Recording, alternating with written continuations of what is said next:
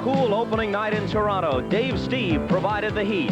8 shutout innings, 3 hits allowed, and 8 strikeouts for the Blue Jay right-hander. The fastball and slider were there, and so too was a devastating curveball. Even George Brett wasn't immune. He was caught looking by Stieb once, although he did go 3 for 4. 2 of the hits off Stieb, including this first inning double. Today, trying to go up 2-0 on their way to Kansas City, the Blue Jays go with lefty Jimmy Key. Trying to get even, Dick Howser sends southpaw Bud Black to the mound. Game 2 is next on NBC.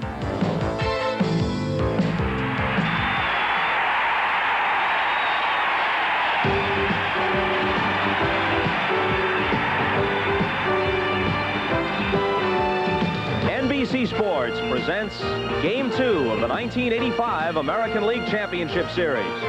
Today from Exhibition Stadium, it's the Kansas City Royals versus the Toronto Blue Jays. And it's brought to you by Ford, who invites you to drive the new Ford Aerostar. Have you driven a Ford lately?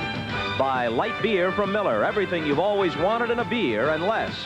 By the U.S. Armed Forces, it's a great place to start. And by McDonald's, it's a good time for the great taste of McDonald's.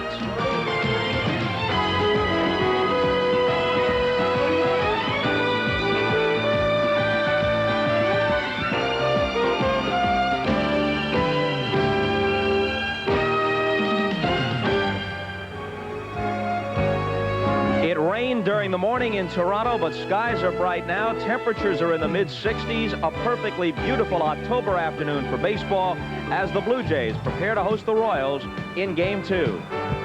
Hi again, everybody. Bob Costas along with Tony Kubek.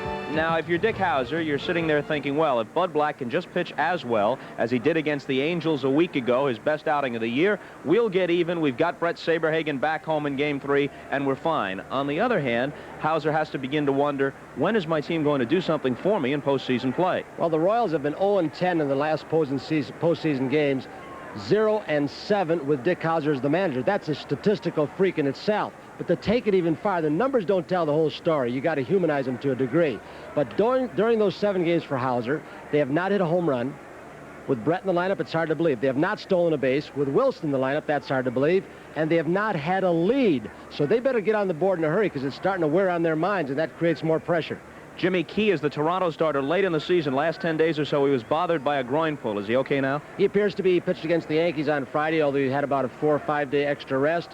Little cut fastball, little slow curve. He'll go against Bud Black, and some of the scouts from the Cardinals, Mo Mazzelli, Timmy Thompson, who've been scouting these Royals, said he threw the ball very well and inside in that ballgame, which was a success. So, Jimmy Key for Toronto, Bud Black for Kansas City, the starting lineups for Game 2 when we return to Exhibition Stadium in Toronto in just a moment.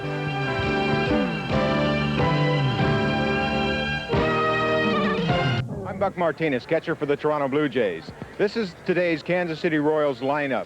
The keys to this ball club for us is to keep George Brett from hitting with men on base. We have to keep Lonnie Smith and Willie Wilson off the base paths because George Brett's going to get his hits. Another key is Hal McRae. He's in the lineup today against left-hander Jimmy Key. When McRae was placed in the lineup as a designated hitter, George Brett became hot because he had to get a little bit better pitches because McRae was producing. So the key today is make sure we keep Wilson and Smith off the bases.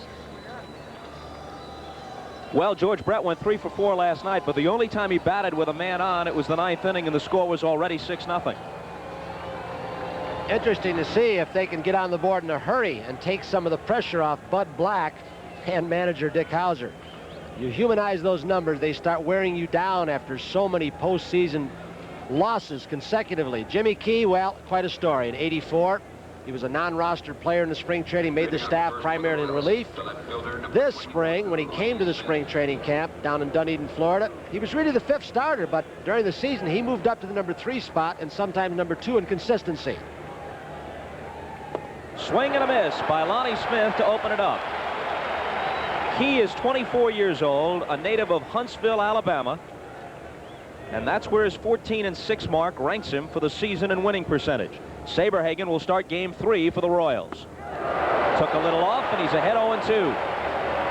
I'm certain there was no clubhouse meeting after just one loss in postseason play, but I think all the players from the Royals will take it upon themselves, and Lonnie Smith just swung through a couple of good pitches, to be aggressive with the bats. Let's get on the board in a hurry.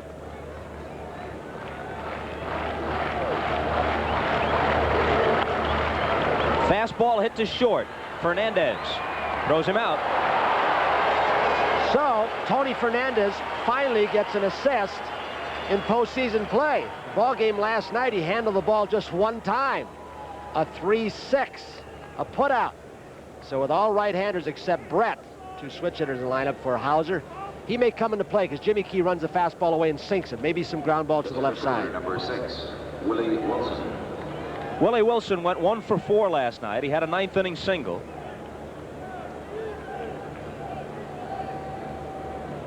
Stole only 43 bases this year. I say only because it's Willie Wilson, usually good for 60 to 70 a season.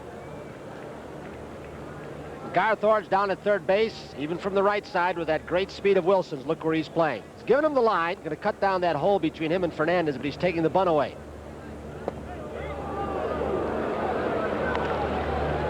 Two and 0 to Willie Wilson.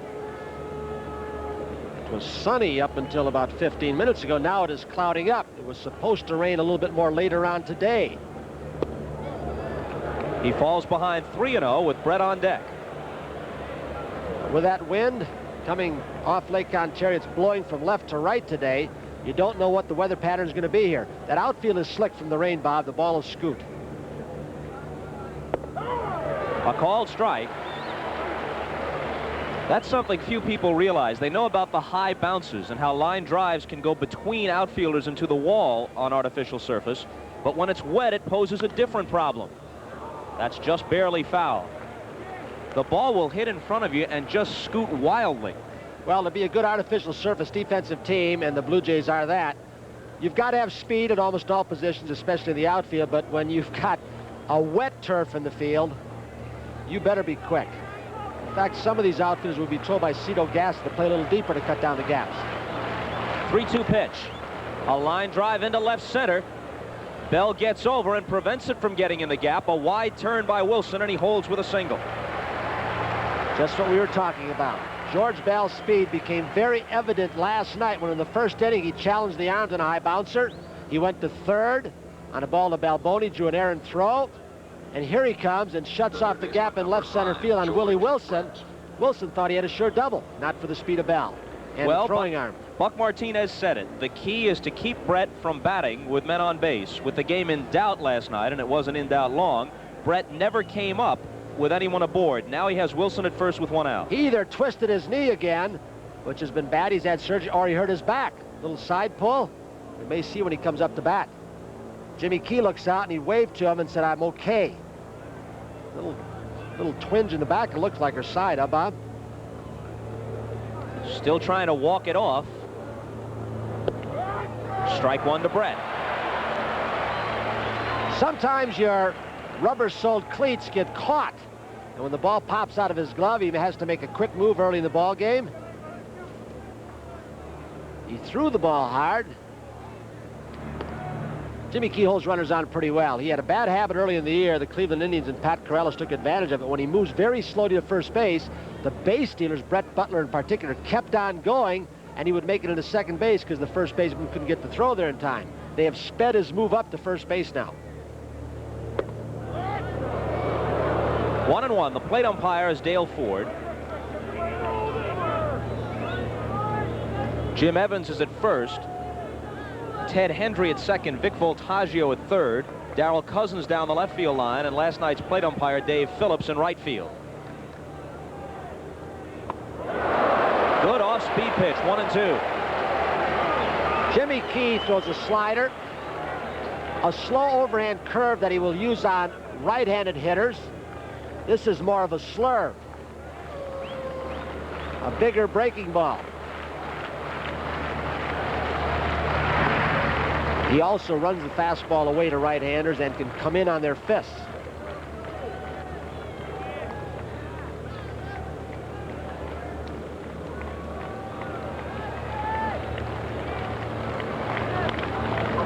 Garcia, he'll have to hurry to turn it. They get the force, and that's all.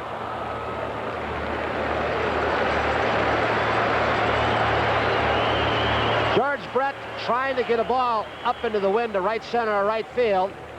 And Jimmy Key took a little off on the breaking ball, and George hit it on the end of the bat. Watch Willie Wilson go after Tony Fernandez. Hernandez gets the throw away and gets out of the way.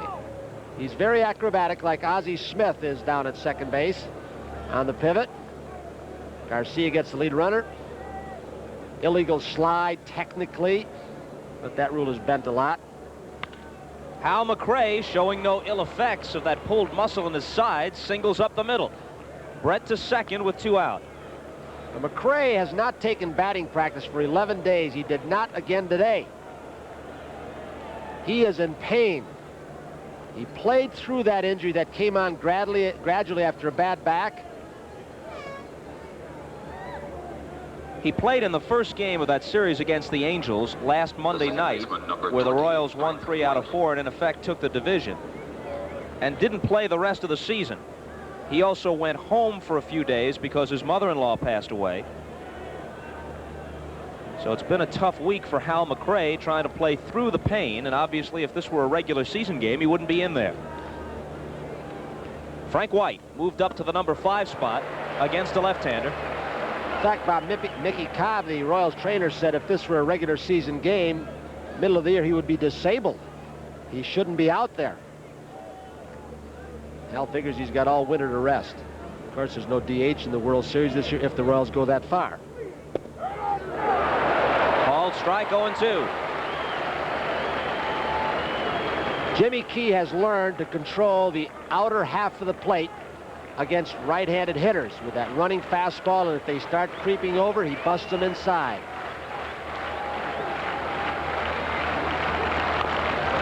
Breaking ball fouled off. Prior to this year, Jimmy Key had never started a game. He made 63 appearances last year, all in relief.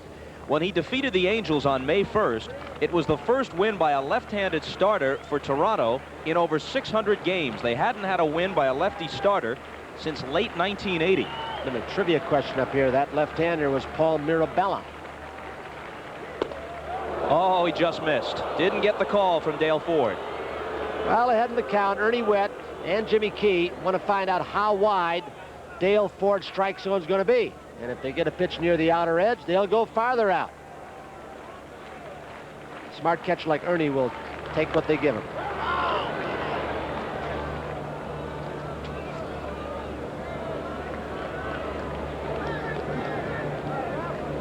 See if he's got White set up for a fastball inside, that little cutter that he breaks bats with, just like Charlie Leibrandt last night. Well, a lot of those balls blooped in off Blue Jays bats. I didn't think Leibrandt had bad stuff last night, did you? No, but it was probably the worst pitch he made with 2 men on. He hit left-handed hitter Willie Upshaw. That loaded the bases. Balboni would be next. 2 on, 2 out. Up with it is Orge. He goes to the bag himself, and that'll do it. So the Royals manage a couple of hits, and they strand 2. No score after half an inning in Toronto. The lineup Bud Black will face is identical to the one that beat Charlie Leibrandt last night. Damaso Garcia at second base. Lloyd Mosby in center field. George Bell, who had 2 hits last night, is in left. Cliff Johnson is again the DH. Jesse Barfield in right field. Willie Upshaw at first base. Garth Orge at third base. Early exit last night when they pinch hit Mullenix for him. Ernie Witt will catch. And Tony Fernandez is the shortstop and number 9 hitter. Behind Bud Black, Lonnie Smith in left field again. Willie Wilson in center. Darryl Motley's right-handed bat. He replaces Sheridan defensively. George Brett, Buddy Biancalana. Frank White, who running that ball out, looked like he may have injured that knee. He's had problems on the turf. Balboni at first base. Jim Sundberg, the catcher. And on the mound, Bud Black. He's 30 years old. He began in the Seattle organization, and the Royals made a heck of a deal prior to the 1982 season when they sent the infielder Manny Castillo to Seattle in exchange for Black. Last year he was 17-12 with an ERA of 3.12. His earned runs have gone up better than a run a game, and he was 5 under 500, but he did a lot to redeem himself with that big pitching victory a week ago against California. That was the one that lifted them back into a tie with the Angels atop the American League West, and when Danny Jackson won the next night, the Royals were in the lead and they never relinquished it. Damaso Garcia has good pop for a leadoff man, a career high 65 RBIs. and a notorious first-pitch swinger, as Rick Dempsey pointed out on the pregame show last night. 600 plate appearances as the leadoff man and only 15 walks.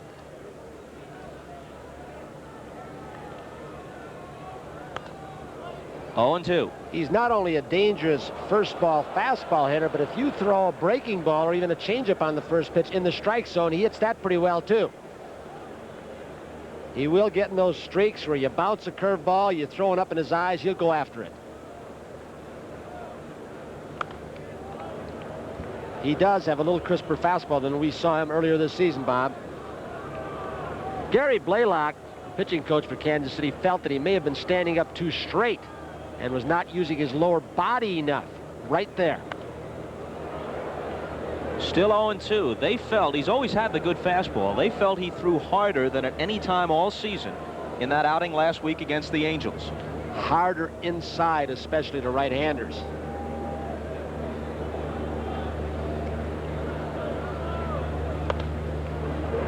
Garcia's fouled 3 in a row away.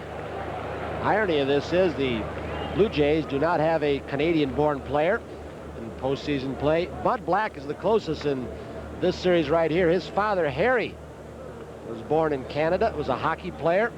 Mom was also born in Canada. Harry Black, born in Calgary, raised in Edmonton. High for ball 1. Well, the Blue Jays have only had a couple of Canadian players in their entire history. Dave McKay, of course, now a coach with the Oakland A's.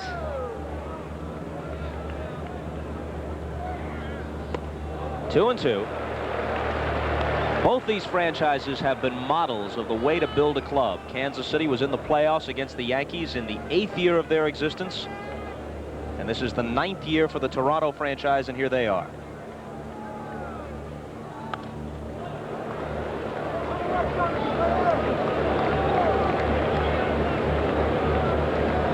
That's how long it took some teams. Of course, the Mets came out of nowhere. They had never finished higher than 9th, and then the miracle year of 1969. The difference with Kansas City and Toronto is that they built slowly, patiently, and inevitably toward the summit. Well hit to right field. Darryl Motley goes back, and shy of the track, he squeezes it. Motley, who had such an outstanding year offensively, and Pat Sheridan too for the Royals, tapered off earlier this year. And then he came on a little bit with the power numbers. There really isn't a lot of home run power in this outfield for Kansas City. Most of their run production comes from the infield.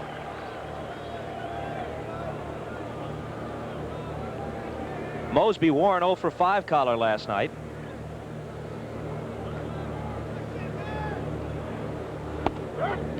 Fastball for a strike. We've talked about the balance of this Blue Jays ball club we did last night.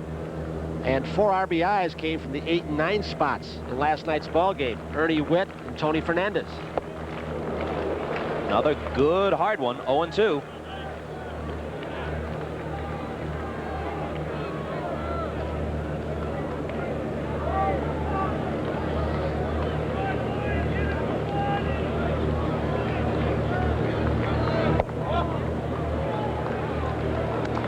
A ball and 2 strikes to Mosby. 1 out, nobody on. Bottom half of the first, no score.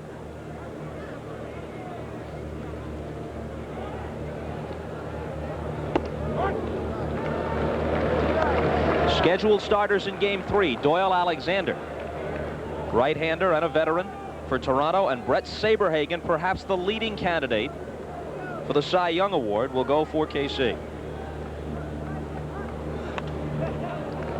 Tony Kubek scribbles me a note. Says Ron Guidry. I said perhaps the leading candidate, and I would vote for Saberhagen for this reason. I would too. Guidry received much better run support than Saberhagen did. I think overall Brett pitched better than Guidry did. We shall see in a few weeks when the ballots are counted. The 2-2 pitch. Hit weakly to second. Easy chance for Frank White, and that's the second out. If you weren't with us last night, we made the comment that the Blue Jays' decisions against left-handers, 24 and 26.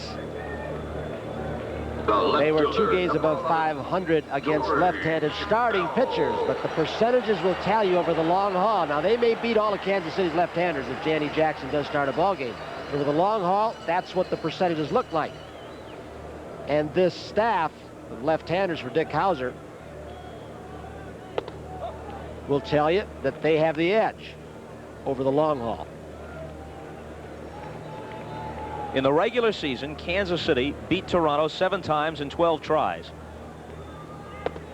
All the left-handers had good success against the Blue Jays in regular season play. Leibrandt, whom they beat last night, was 3-0 lifetime against Toronto coming in.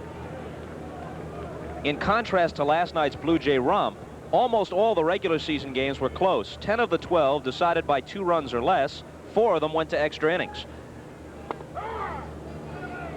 2-1. Bud Black started out the season in spring training, as opposed to what we told you about Jimmy Key, as the #1 starter on this staff off this powerful year last year. Brett Saberhagen. Boy, they were marveling at Saberhagen's control and how much more velocity he has in his fastball. Remember, he's just a year older, and he may get even quicker when he gets to be in his mid-20s. He's charting the pitches, of course, this afternoon in preparation for Friday night's start. Tomorrow a travel day. A called third strike. So Bud Black has a 1-2-3 inning in the first, and after 1, no score, Royals and Blue Jays.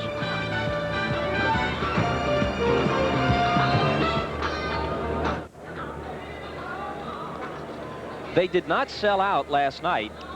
The official attendance was a bit over 39,000, and this afternoon's crowd has to be termed disappointing, Tony. Well, they had 47,000 against the Yankees last Friday.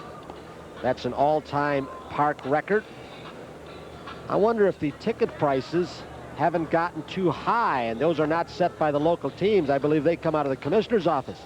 Perhaps some of those loyal Blue Jay fans who, well, just about 2.5 million, couldn't pay the price. A lot of tickets available up to game time yesterday and today. One of the things that hurts this Blue Jays ball club is the exchange rate, which is about 35% right now. Start divvying up the money on attendance in the States and up here when they negotiate contracts. Most agents say we want it guaranteed in U.S. A lot of ramifications that hurt this ball club financially at times.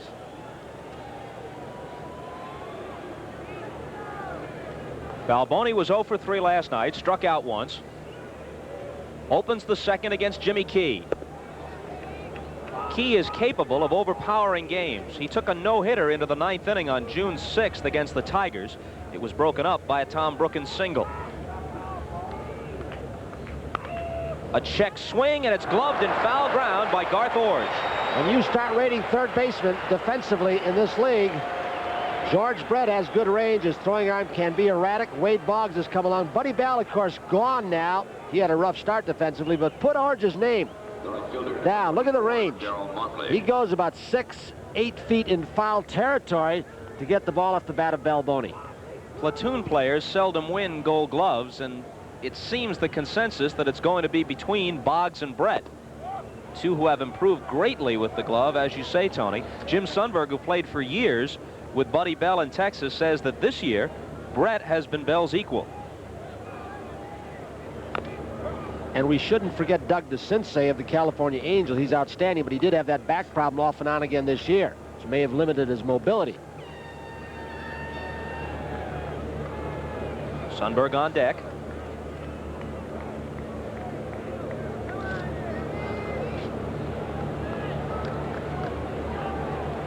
Pat Sheridan started against the right-hander Steve in right field last night. Against the lefty today, it's Motley. Part of Jimmy Key's success is that nice, easy delivery. He's an outstanding fielder and a good athlete. Change up. You talked about the ticket prices. We'll express this in U.S. dollars since most of our audience is in the States. In the outfield, and some of those outfield seats here in Toronto are not good seats at all. They face away from home plate because this place was not laid out for baseball. Those seats are $15. Then they go up to $20, and the box seats $25. Give me one price for the exchange rate, the expensive one in Canadian dollars. $33 Canadian. Wow. Darryl Motley is caught looking. They checked with Jim Evans down at first base.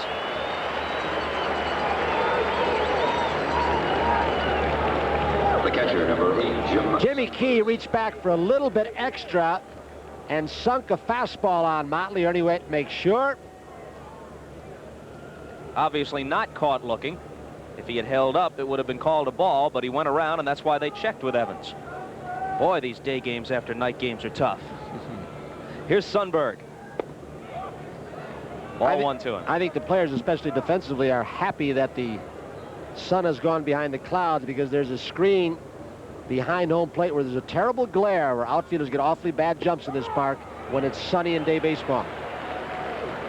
But with the clouds, a little cooler weather, there aren't those white shirts, a lot of jackets, although not as cool as last night. Sometimes on a Sunday afternoon it can be tough. Ripped by Sundberg, but it's foul. If the sun were out right now, it would be almost directly in the eyes of center fielder Lloyd Moseby. Before the game, Bobby Cox was expressing concern about that. He says when the sun is particularly bright, he has even seen outfielders lose ground balls, ground singles up the middle that outfielders couldn't find, and they went to the wall. 2-2. 2 out, nobody on. We're in the top half of the second, no score.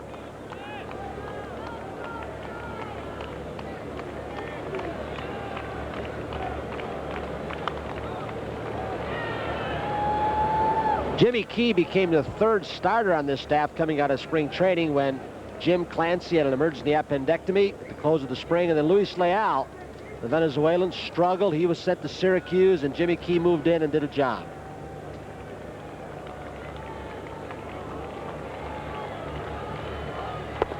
Down low, and the count is full.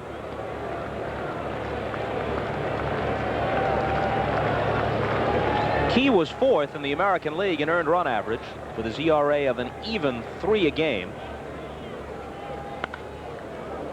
Fernandez to his left. Pretty play. And he takes care of Sundberg. Poor man's Ozzie Smith, huh? This guy can pick it. He makes a lot of errors, 30 of them this year, but he may cover more ground than any American League shortstop.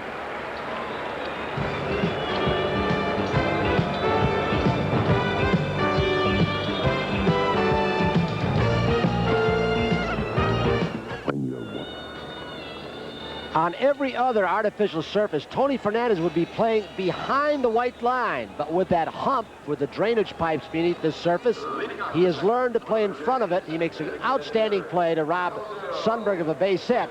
The reason he plays in front of it, if he plays deeply and the ball hits that, it hops up and you get some bad bounces.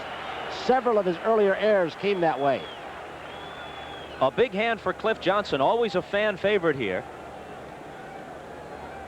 He'll see most of the duty at the DH spot since Saberhagen is the only right-handed starter Dick Howser plans to use. Gubicza in long relief. We saw him in that role last night. So Al Oliver will start on Friday against Saberhagen, and then it'll be back to Johnson.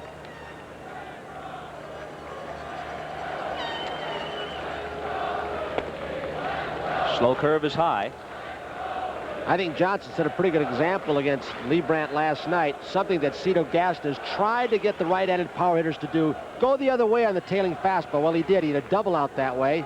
Sometimes you can talk your head off, but unless a veteran shows you how to do it and does it, it's a different story. One of the few Blue Jay hits last night that truly was well hit. They had a lot of bleeders and bloops. 3-0. Is he ripping? Cox is very free, letting his guys swing. Probably as free as any manager I've seen. There's Cito Gaston, who was an outstanding outfielder with the San Diego Padres, been an all-star team as a center fielder one year, went to Atlanta. That's where Bobby Cox and he hooked up together. Fastball hit in the air to right. Motley glides over and has it.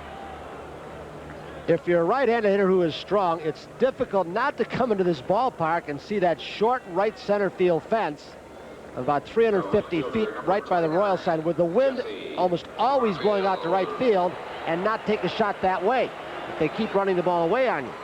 As you pointed out last night, the 330 feet listed down the right field line may be generous. It might be closer to 315 or 320.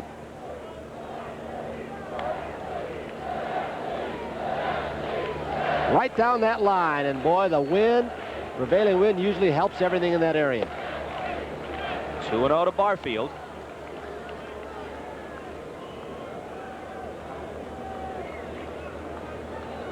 Neither of these teams have guys who get a lot of walks, with the exception of Brett for Kansas City. Barfield hits with this one well to center, but Willie Wilson will catch up with it.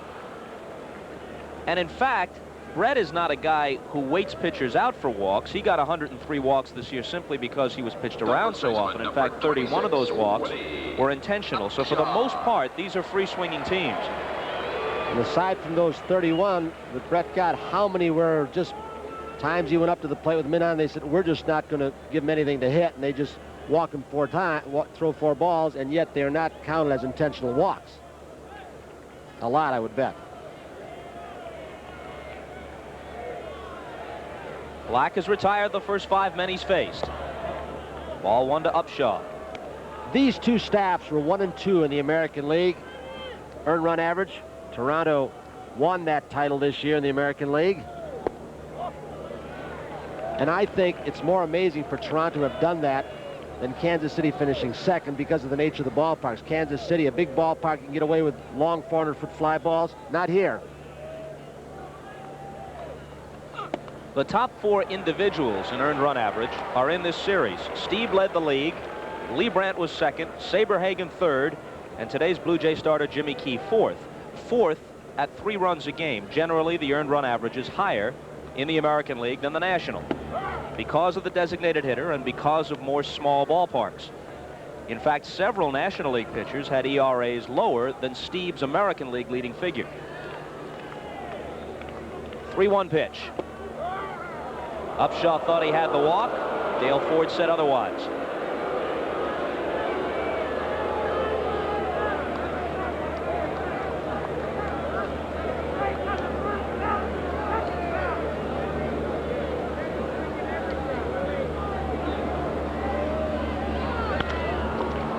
A chance for Frank White, and an easy one.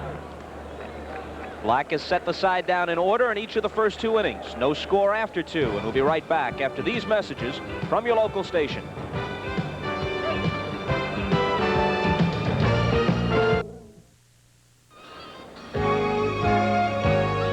Game 2 of the 1985 American League Championship Series is brought to you by Wheaties, crispy, crunchy, tasty wheat. Wheaties, what the big boys eat. And by the Schick Disposable, the disposable razor made to stay sharp and shave close. Shave after shave after shave. Out in center field, some still photographers were set up in the area they have blacked out to provide a hitting background. And between innings, Bobby Cox went out and complained to the plate umpire, Dale Ford, and those still photographers will be asked to move. They better hurry. They look like they're standing pretty quiet to me with the left-hander throwing. Perhaps they're coming out of there. Boy, that's picky, isn't it? Switch hitter Buddy Biancalana hit just 188 with a homer and 6 RBIs during the season. It has been a very quiet crowd today as opposed to last night. Last night when the Blue Jays struck early, they got in the ball game. Sitting on their hands so far today. They are best described as subdued right now.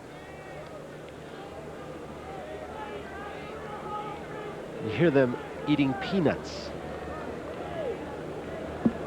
Only a slight exaggeration. The 1-1 pitch. 2-1 to Biancalana. He'll be followed by Lonnie Smith and Willie Wilson up at the top of the order.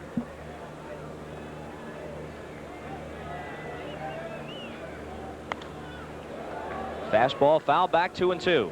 Jimmy Key is not too unlike Charlie Leibrandt, last night's starter for the Royals.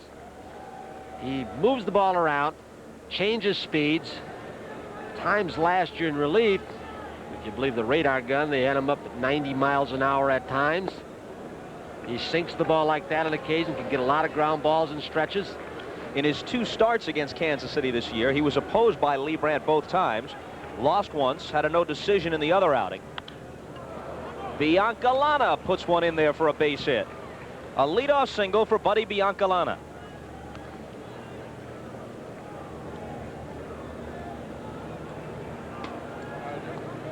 Just a soft liner, but he's aboard. The third base coach is Mike Ferraro.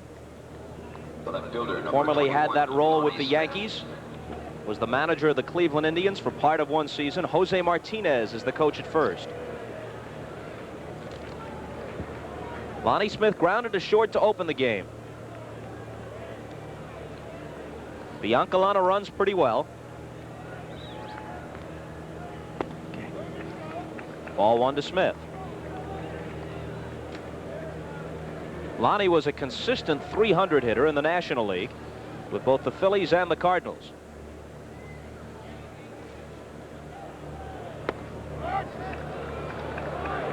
Bobby, we're going to get some expertise thrown in on occasion by a guy who's been there and has handled that Orioles pitching staff. We saw him on our pregame show last night with Dick Enberg. On occasion, we're going to get to Rick Dempsey sitting behind us, our expert in the catching department, perhaps hitting off his MVP World Series a couple of years ago. Jimmy Key really moves the ball around. Would you compare him to anybody on your staff for the Orioles, Rick? Well, Mike Flanagan. He throws the ball hard, has a good sinker, and can change speeds with his curveball quite a bit.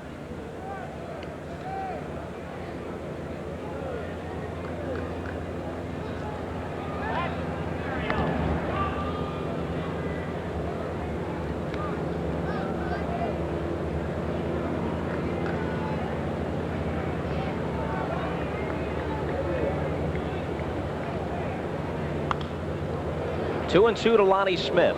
Did you get enough looks at him once he came over to the American League to have a book on him? Not really. We didn't get to face him too much. We faced Jimmy in relief a couple of times last year, but as a starter, we didn't face him at all this year. So I really, couldn't comment on how well he has pitched, but just from like reading the newspaper and things like that, you can see that he has progressed and become an ace starter. Lonnie Smith bounces one slowly to the left side. Garth Orge cut in front of Fernandez to make the play as Biancalana advances into scoring position. And right off to the side, you might have seen two players streaking to third base, both Tony Fernandez and Jimmy Key, in the event that Biancalana tried to do what George Bell did last night on Motley. The center fielder, number Nice 6, play by Willie Orge, Wilson. because with Lonnie Smith's speed, and when you go after a ball like he does right here, you usually get a good jump out of the batter's box. It's low and away, and he's on the move while he's going after it.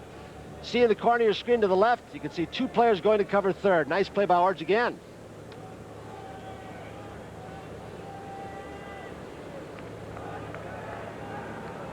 Willie Wilson singled in the first. Hit .278 for the year. Fouled back for strike one. He was the 1982 American League batting champion. Barely edged Robin Yount out. That was the year Yount was the MVP for the Brewers. They lost him for 3 weeks when he had that penicillin shot down at Texas. Biancalana at second. When he came back, he was not hitting well right-handed. He all but asked to be benched by Dick Howser. Thought he was hurting the ball club. This one has popped out of play, and Key is ahead of him 0-2. When Wilson was sidelined by that allergic reaction, Omar Moreno, much scorned in New York and not necessarily without reason, came over as a fill-in, and Moreno got hot. He was something like 10 for his first 20, had a homer and triple in his first couple of games, and took up some of the slack. Moreno not eligible for postseason play for the Royals. Wow. Well hit to left field. Bell started in, now goes back and watches it leave. Most of what little power Willie Wilson has is from the right side. He hit only 4 homers this year, but he's given Kansas City the 2-0 lead. And the first time, Tony, Dick Howser has ever had a lead in postseason play as the manager of the Kansas City Royals. All 4 of Willie Wilson's home runs in regular season play were out of the ballpark. No insiders this year. First home run in 7 postseason games for Dick Howser that the Royals have hit. First time they've had a lead, as you said. Still have not stolen a base, but it's nice for them to get on the board in a hurry. For Dick Howser and the Royals' sake.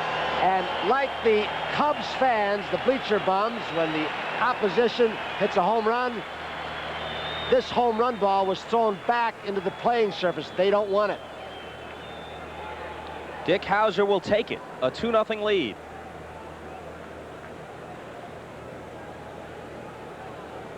Brett grounded into a force play in the first.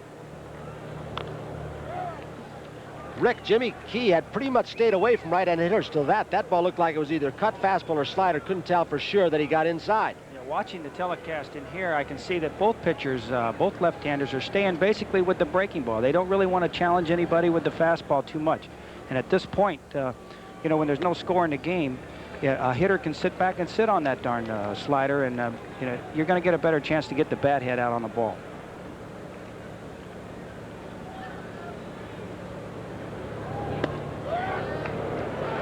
One and two to Brett. One out, nobody on, and 2 runs home in the third. Biancalana opened with a soft liner to center for a single. He moved to second as Lonnie Smith grounded out and trotted home ahead of Willie Wilson on the home run to left.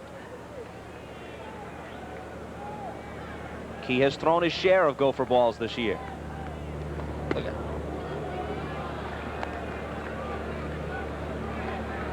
I think that the scouting reports on Brett, we've heard that they don't want to pitch to him with men on base, but I don't think they want to pitch him the same way when they have to pitch to him. If you stay with one pattern on Brett, stay all the time away, he can hit you deep to left center field or center field. If you come in all the time, he's going to adjust sooner or later after a game or two or in a bat or two. So they'll change up on him on occasion, mix him up, I guess is the proper way to say it. How'd you try and pitch him, Rick? But George, you always have to throw him a pitch that is least likely for him to hit. If he's got 2 balls and no strikes, we'd be throwing him change-ups and slow curves. He'd be sitting on the fastball hoping you give him something he could drive out of the ballpark. So you just try to keep him off balance that way. If he's real hot, play him away, pitch him away. Breaking ball is grounded down to first. Upshaw will take it himself, and he beats Brett to the bag.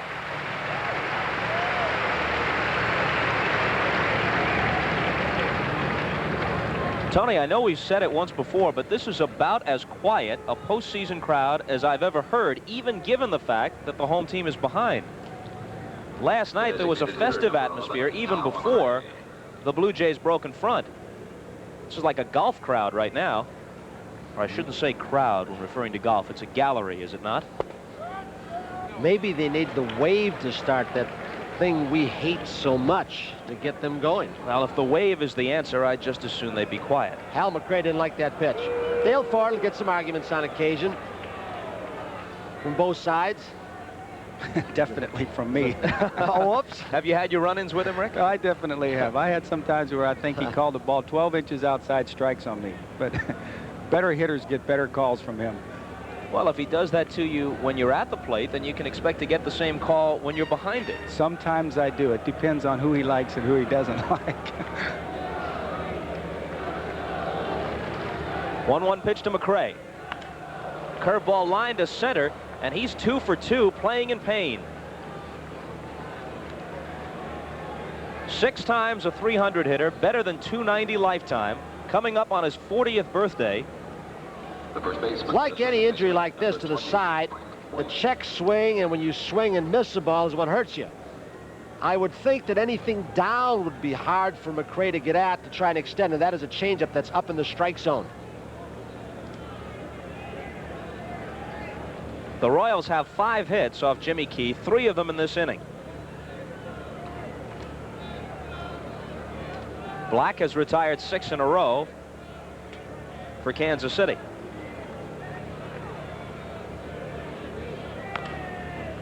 A little squibber foul. Last year in relief, Jimmy Key basically was a 2-pitch pitcher. He'd come in with a fastball or slider. Since he's been starting most of the season, he's been able to add that slow curveball to right-handers, straight change, throws a sinker on occasion. Coming in relief, and he was in middle relief a good part of last year. Men on base, you can't afford to experiment. Get behind.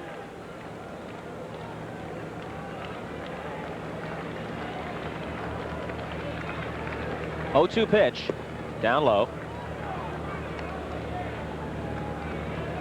McRae is at first, and at this stage of his career, no threat to run.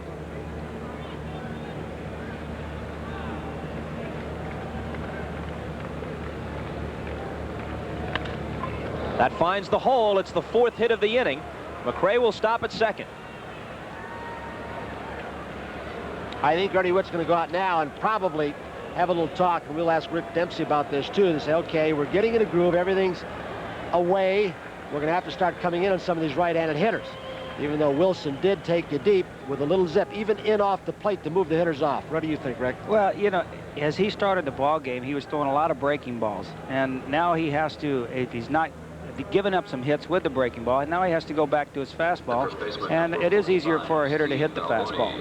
He's a guy that sinks the ball away. He's not overpowering with his fastball, and he hasn't been working on the inside half of the plate at all. So now Ernie's got to go out to him and tell him he's got to just start establishing his fastball a little bit more. You saw Dennis Lamp get the warm-up jacket off and begin to loosen up in Bobby Cox's bullpen. Bobby Cox comes out. The pitching coach, Al Widmar, this would be a time where most pitching coaches would go out, but Al Widmar, the former St. Louis Brownie, is a guy, there he is, who's had some neck and back problems, and he prefers to relay the information through Bobby Cox. In fact, Al Widmar may have been one of the first players ever to challenge the reserve clause way back in the 40s. He had a contract in the Pacific Coast League. There's Dennis Lamp throwing now, who's so good, 11-0 during the season. But Widmar was making more money in the minor leagues. They sent him to a big league club for less money, the minimum salary. He refused to go. Then Commissioner Happy Channer said, look, we'll give you a little bit on the other side here, pal, and you show up with us. Al said, okay, if I can make that big money.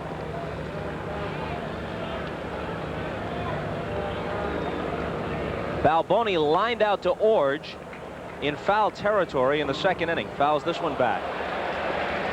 Obviously a very big hitter here for Jimmy Key. He's on the ropes, but the game is still close. He's got a big stick at the plate, 2 men on and trailing 2-0. McRae at second, wide at first, 2 outs. Top of the third. 1-1.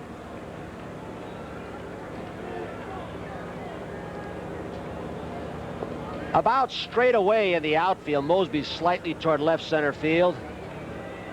Pull and deep on the left side. Especially with 2 outs, any ground ball, you want to keep the ball in the infield. Man on second base. Balboni doesn't run well. You can play a lot deeper than for most.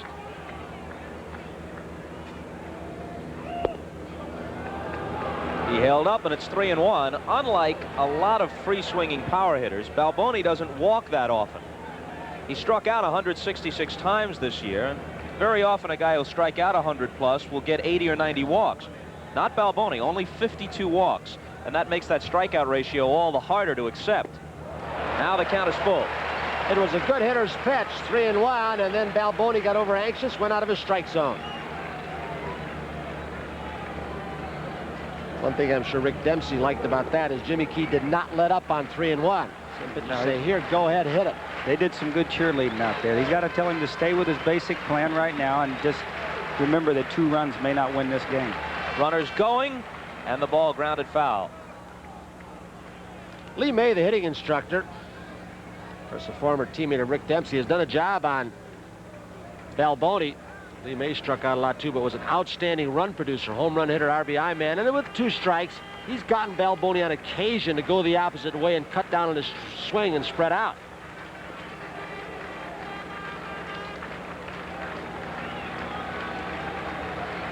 Again, the runners will be on the move, and the 3-2 pitch once more. Swing and a miss, strike 3. Strikeout number 2 for Key, but the 2-run homer by that man, Willie Wilson, gives the Royals their first lead of the series.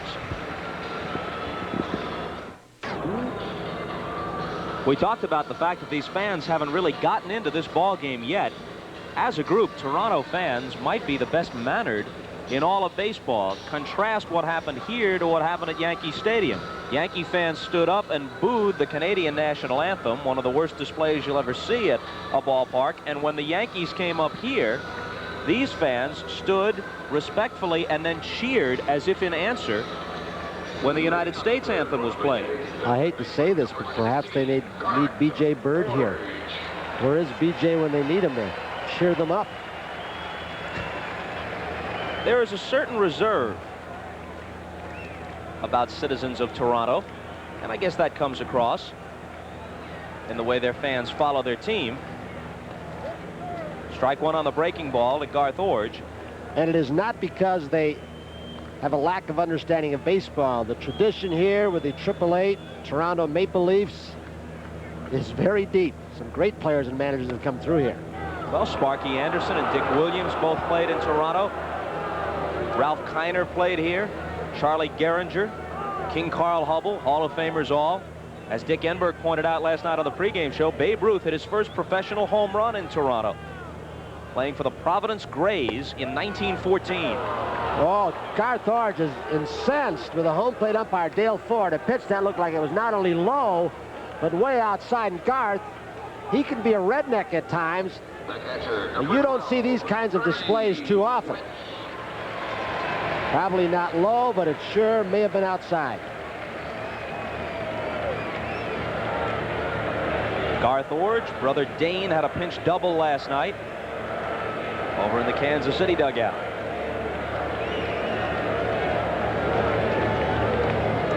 If Buck Martinez hadn't broken a bone in his leg and fractured an ankle in that home plate collision with Phil Bradley this year, he would have caught the first 2 games against left-handers.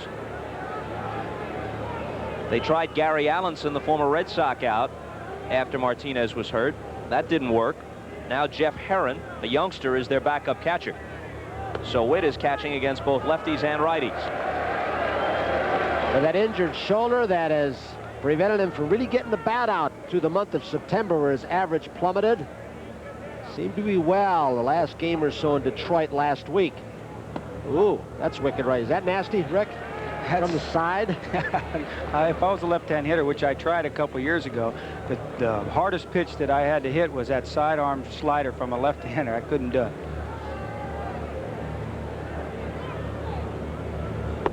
Fastball swung on and missed, 2-2. How would you compare the slider of Black to that of Danny Jackson, who's expected to pitch in Game 4? Very much the same. I still give Danny Jackson a little bit better edge on the slider. He throws it harder. When Jackson is on, some bats will be broken. Witt stays alive. And with that 2-run lead, Bud Black is coming out now with a little more confidence. He doesn't have to be quite as careful in every pitch as you have to be when you're in a scoreless ball game in this little ballpark. He's throwing a little harder, a little more effort. He knows if he can give him a good 7, Quisenberry's down there, and he's hard to come back on. Wow, look at Black now. Now it's his turn to be upset with Dale Ford. He got the call that peeved Garth Iorg a moment ago.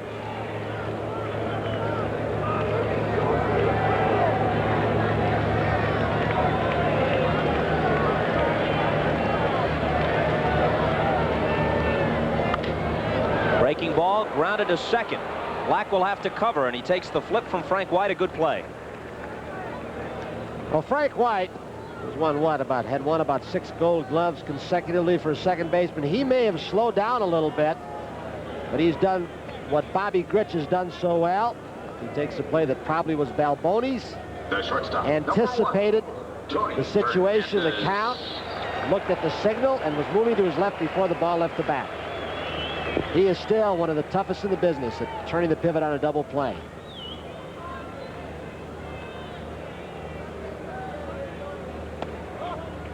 Breaking ball misses. Ball 1 to Fernandez. Switch hitter, batting right-handed, of course, against Black. 8 in a row set down by Bud Black.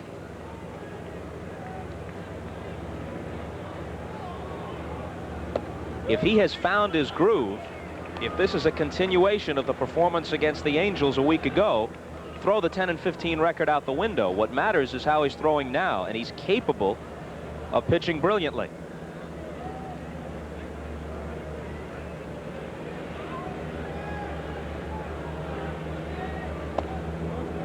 Three and 0. Jim Sundberg is going to have to, like any good catcher, has to be a master psychologist, not only with Dale Ford and not turn on him and get him irritated, but also keep Black from getting too upset when he thinks calls are missed. People think he just put down fingers back there. Rick Dempsey, you tell him something different. It's just at this point right here, all you want to try to do is stay ahead of the hitters, make sure you don't walk anybody, and give them easy runs. Number 7, Damaso Garcia. But Black can't believe it. So he walks Fernandez on 4 pitches. Fernandez is the first Blue Jay base runner. And it brings up Garcia, who flied to right in the first. Even 2 runs down. Do not discount Bobby Cox running with Garcia.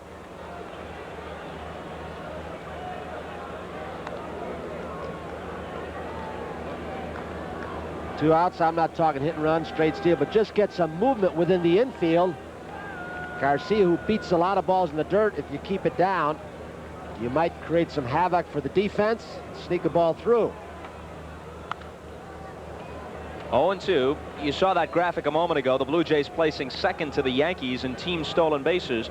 But there's better balance in that department throughout the Blue Jay lineup. The bulk of the Yankee steals, of course, belonging to Ricky Henderson, who was the individual leader in the league, as always. Kansas City left-handers hold runners on pretty well. And if you give guys like Jim Sundberg, Rick Dempsey, Lance Parrish any kind of chance, you're gone, even if you're a good base stealer.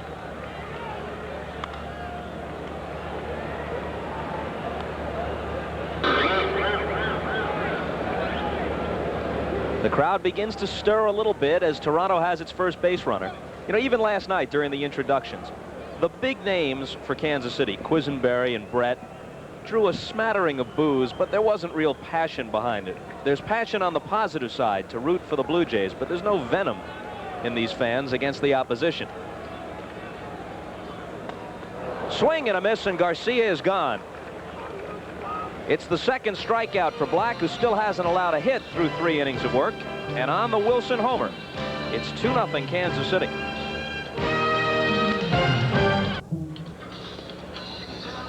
What a matchup for Game 1 in the National League. Tudor against Valenzuela from Dodger Stadium. Vin Scully and Joe Garagiola call it. Dick Enberg and Joe Morgan with the pregame show at 8 Eastern Time, and then Vin and Joe with the play-by-play. Possibility of an I-70 series, as people have discussed. All Missouri, Royals and the Cardinals.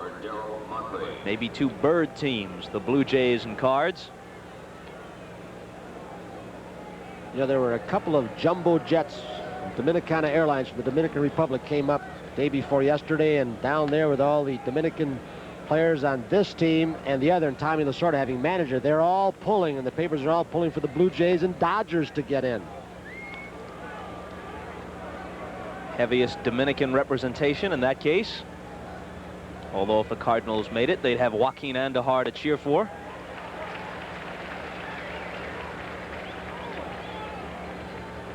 Not to mention the new addition, Cesar Cedeno. And where would the Cards have been without him? What a story he wrote in the last 5 weeks or so. 1-1 pitch to Motley is up high. Last night, Tony, you mentioned that Lloyd Moseby, the center fielder for the Blue Jays, has the nickname Shaker from his high school basketball days, all of his shake and bake moves. Well, Darryl Motley was a pretty good high school basketball player. As a matter of fact, in the state championship game in Oregon, he held Danny Ainge to 8 points in the title game in 1977. Although Ainge's team won. Danny Ainge, of course, began his professional sports career as a third baseman with the Toronto Blue Jays. Couldn't hit the curveball as well as he can hit the jump shot now with the Celtics. But this guy held him to 8 one day.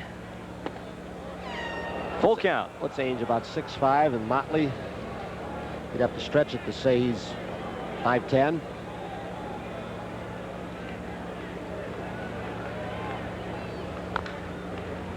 Count holding. Mike Ferraro, former Cleveland manager at third base as a coach. Man in postseason play. Got in trouble with the boss in New York.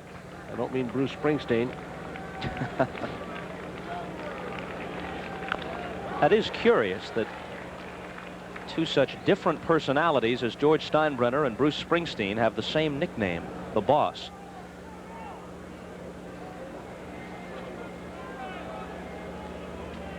I see you jump to enter this conversation and pick up on that, Tony. I'm going to stay away from that subject. A rarity. A few more ball games.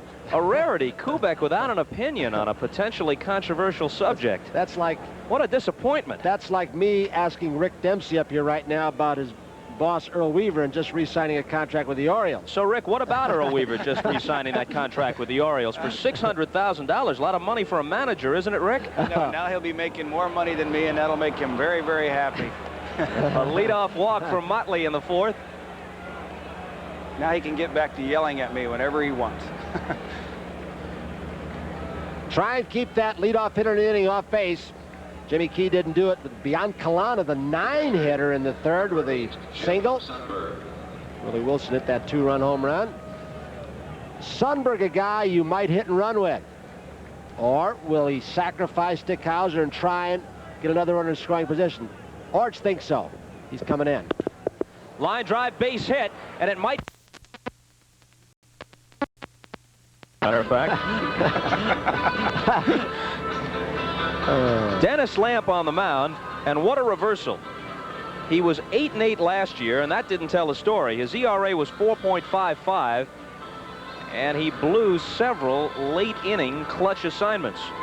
This year, his role has changed. He hasn't been the closer, and he's been very effective. Jimmy Key trying to figure out what happened. And Jimmy Key talking to Doyle Alexander. Lonnie Smith pops this one up. Upshaw hopes he has room and doesn't. Sundberg had gone back to third base because if Upshaw had somehow made that play, jumping up on the tarp, he wouldn't have been in good throwing position. Wind drifts this ball out of play into the seats. And Mike Ferraro, the third base coach, while this is going on, is saying, hey, look, if he is out of position, catches the ball, falls into the stands, you go on in. Lamp inherited an 0-1 count, so it's 0-2 now to Lonnie Smith. That is one of the pitches right there that Lamp would not use in short relief, where you make a wild pitch, you come in with men on base, he's stuck with a sinker. Now he's tightened up the slider, and he comes from the side more in middle relief. He's done an outstanding job. The man Bobby Cox is called the Blue Jays MVP. That might be a little extravagant, but he's been a major contributor. That's a sidearm curve, and he throws it hard, and he's also got that 3/4, a real tight slider. He'll get you the ground ball. He keeps the ball down very well. Tough to lift to the outfield, which is what Lonnie Smith is trying to do for the sacrifice fly. KC leads it 3-zip. We're in the top half of the fourth. Willie Wilson broke the ice with a 2-run homer in the third. They've chased Jimmy Key here in this inning. Most teams with one out, of course Sundberg doesn't run that well. Willie Wilson on deck. He's not a run producer, so they have what they call a contact play, where the ball is hit, you take off on third. I don't know if they'll do it with Sundberg. And Smith spoils another one.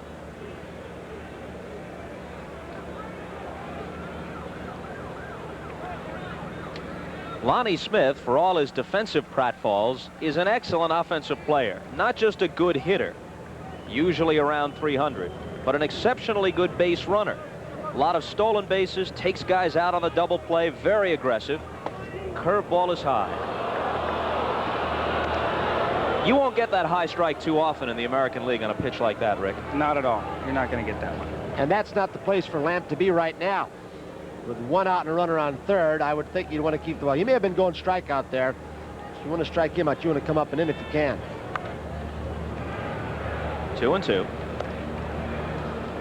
You don't want to let Lonnie Smith get those arms out.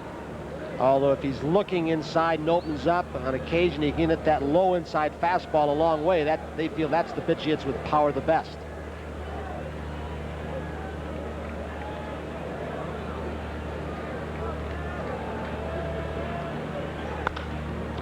Fernandez, it was right at him. He looks Sundberg back and takes care of Smith.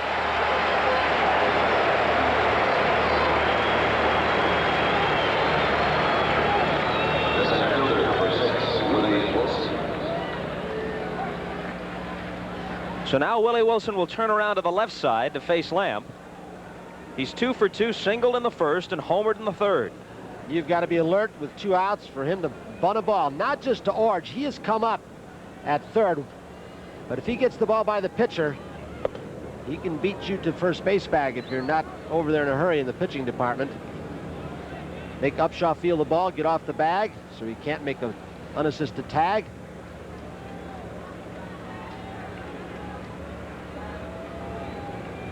Red is on deck. 1-1. So the Blue Jays continue with that pitching pattern that there's George Brett, that the Philadelphia Phillies set when they struck Willie Wilson out so often.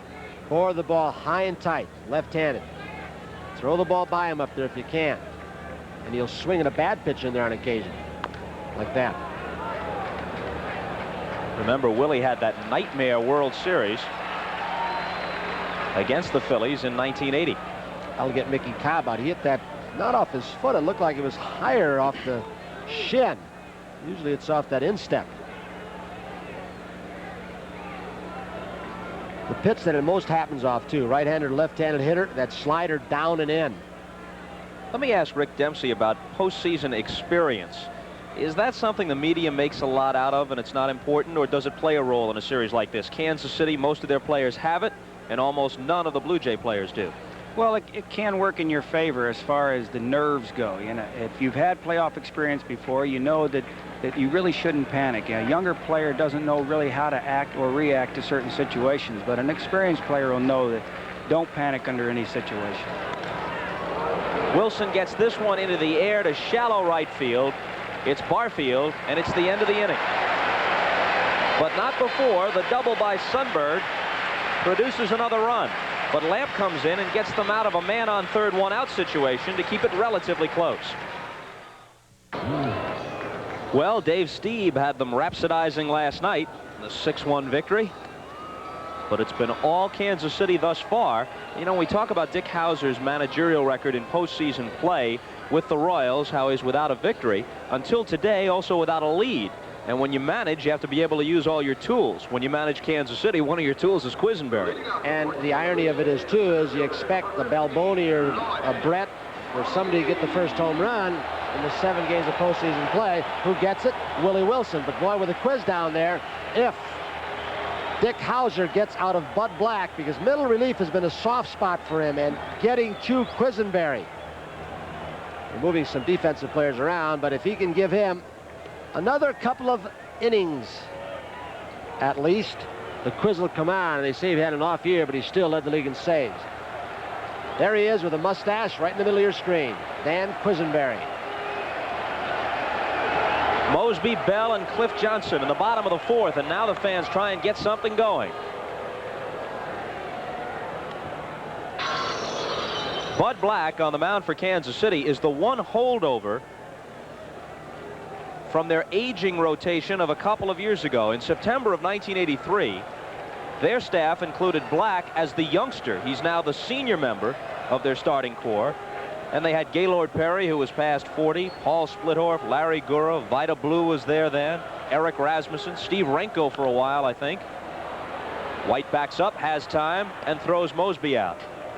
Now, in less than 2 years, they've turned that over from an average age of 35 to an average age of 25, one of the major's youngest staffs, and a great young staff it is, with Black and Lee Brandt, Saberhagen, Gubicza, and Danny Jackson. The only base runner off Bud Black through 3 1/3 has been a walk to Fernandez after 2 are out. He has struck out 3.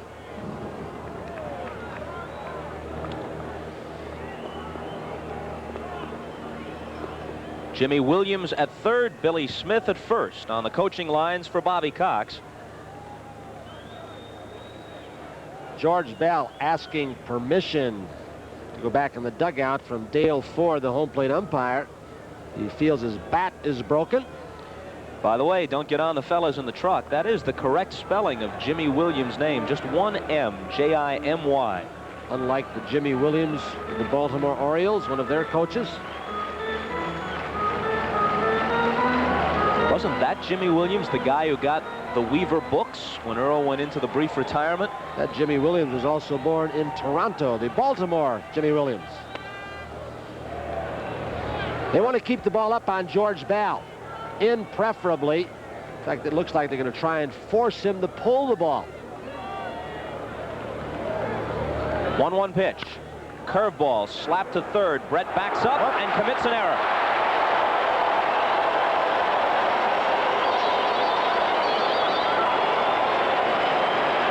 And you said the key words, backs up.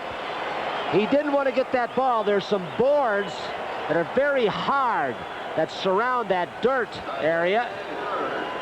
When he didn't get his hop, picked up a little top spin, squirts right off his glove. He may have closed it too soon. That excites the fans. And it brings up Cliff Johnson. 0-0. When he arrived back in Toronto in late August, he found that Al Oliver had 0, so he had to go to the double O's.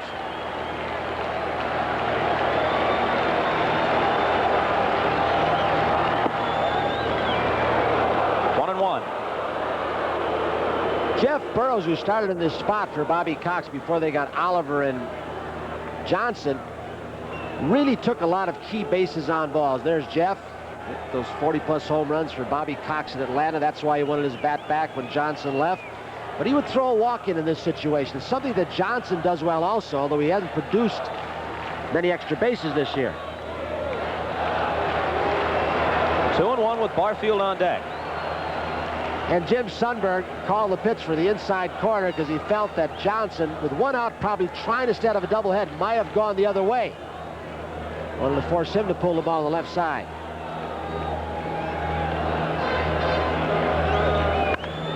Ripped, and it's a fair ball. Bell will be stopped. He's running right through it. He runs through the stop sign and scores. They're going to play on Johnson. And he is dead at third. Terrible base running by Cliff. George Bell was halted by Jimmy Williams. He had to hand straight up, down by 3 runs. Bell ran through it. The cutoff man was overthrown, and Cliff Johnson makes a mistake. And show you these fans, they applaud Cliff Johnson. Yes, he did drive in a run because of the speed of George Bell. He makes a base running mistake, and they applaud him for it. 2 pitches, almost the same spot. This one was a little bit more down and in. Gets over that third base bag in a hurry. Those little things that hurt you. So a run home, but another man taken out of scoring position. Obviously, George Bell has made his mind up that he's going to be aggressive on every play. Did it twice last night and again this afternoon. He realized when he got halfway that, hey, I can't turn back. Got to keep going, hope for a bad throw. Sundberg didn't give it to him. Skied to shallow right. Motley near the line and into foul ground to make the catch. The double by Cliff Johnson was the first hit yielded by Black. The error by Brett set up the run, and the Blue Jays are on the board. Dennis Lamp could become a very important figure in this game.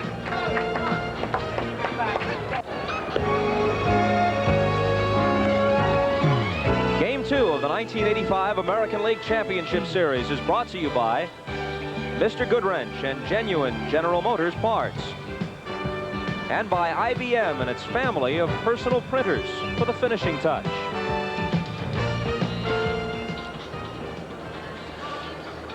Watch Jimmy Williams on the double by Johnson with Bell coming around. He's saying, hold on, give me a lasso. Bell wasn't paying attention. Wanted to challenge Lonnie Smith's throwing arm, and the relay man, Buddy Biancalana. Biancalana overthrew the cutoff man. Although really nobody could get there because Brett went into the corner, wasn't foul territory. Signaling fair.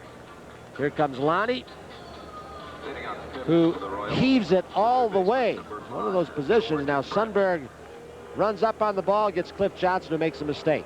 Picturesque slide by Johnson, too. Nice little belly flop into third. It was interesting. I thought there at first that Biancalana handled that throw, but Lonnie Smith heaved it all the way on a fly. Didn't hit the cutoff man at all, which really helped Bell to score. Brett hits it hard, but Fernandez is there to glove it. Had him played well and made a good play on top of it. That gets the fans on their feet in certain areas of the ballpark. At Syracuse, he was nicknamed by Stan Clark, one of their left-handed pitchers, Flipper, because of the way he flips the ball from down under. He's one of those shortstops where when you watch him a lot, you say, which way does he go best, left or right? I've never been able to figure that out with Tony. Everybody's got a strong side and a weak side. he goes equally well left or right. And when he has to come over the top to throw, he's got a good throwing arm. McRae has a pair of singles. We're in the top of the 5th. Kansas City leading at 3-1. The unearned run set up by the Brett error has brought the crowd to life a little bit, and more importantly brought the Blue Jays back to within 2. And that's why I said at the end of the last inning that Lamp could become a very important man. The way he has pitched of late, if he has a good stint in long relief here and keeps them close, Kansas City really failed to put Toronto away. They had them on the ropes, but they never took a commanding lead. The Blue Jays are very much in the ballgame. It's not easy to be 11-0 in his job. It means that he's come in and did just what you said, and then he had a little luck thrown in along the way where they've come back from down in the score, scored some runs, and he's picked up the wins. His 11 wins are a club record for consecutive wins. 2-2 to Hal McRae. By the way, for you Brett watchers, robbed of a hit on that last play by Fernandez. George is 0 for 3 today after going 3 for 4 last night.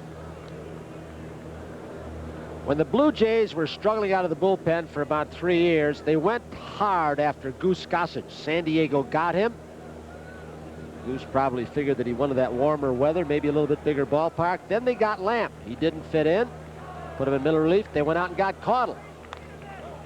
He didn't really produce like they thought this year, and along came Hanky. So they've made some moves, and you've got to credit Executive Vice President, General Manager Pat Gillick for that. He's had some pretty good dose supplied by the front office for him. Frank White waiting for his turn.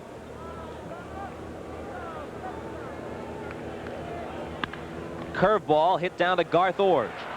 Long throw and plenty of time.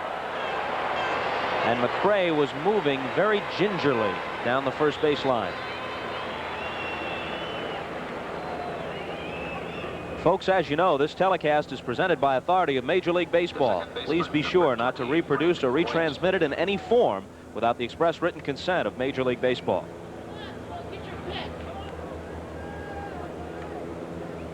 Frank White is 1 for 2. Don't know if you could hear off the bench with some of our field mics, some of the Kansas City Royals yelling to him, make him bring it up. There's that slider that Al Widmar tightened up just a little bit.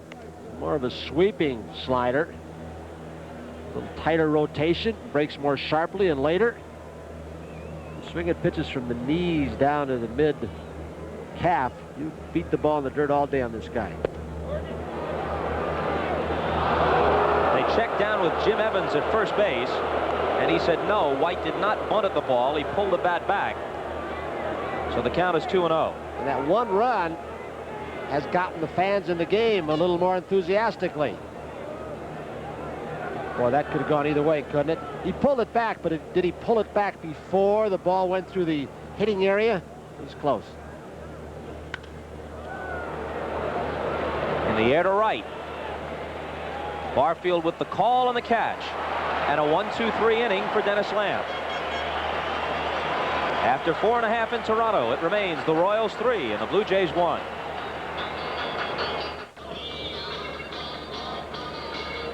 There's our football lineup Sunday. Working the gridiron stuff in around the baseball playoffs. It begins with NFL 85 at 12:30 Eastern Time on Sunday. Pittsburgh-Dallas game's got a chance to be something, doesn't it? Pittsburgh and Dallas should be a good one. Jim Clancy, twice on the disabled list this year, getting ready in the Toronto bullpen. He, Ernie Witt, and Garth Orge. Talking about Clancy, original Blue Jays. Upshaw faces Black and takes a strike.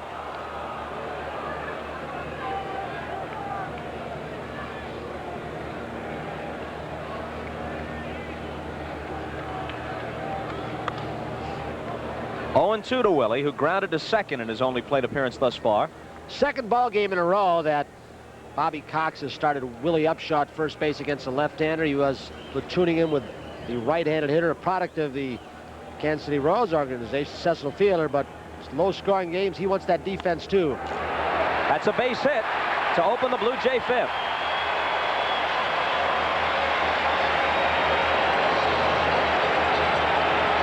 wake-up call has arrived for the Toronto fans.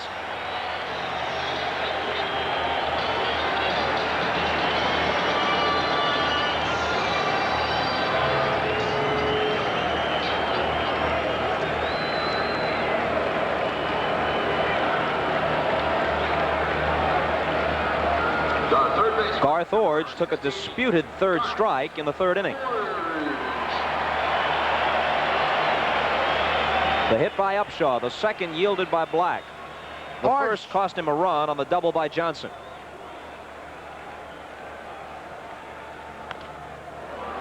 Biancalana shovels to White for one and on to first. Safe.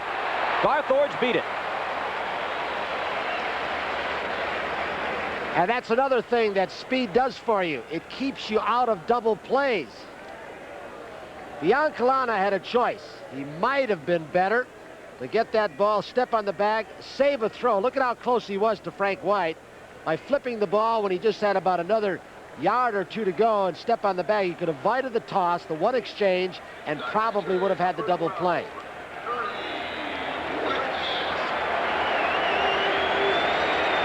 Instead, Ernie Whitt becomes the tying run at the plate.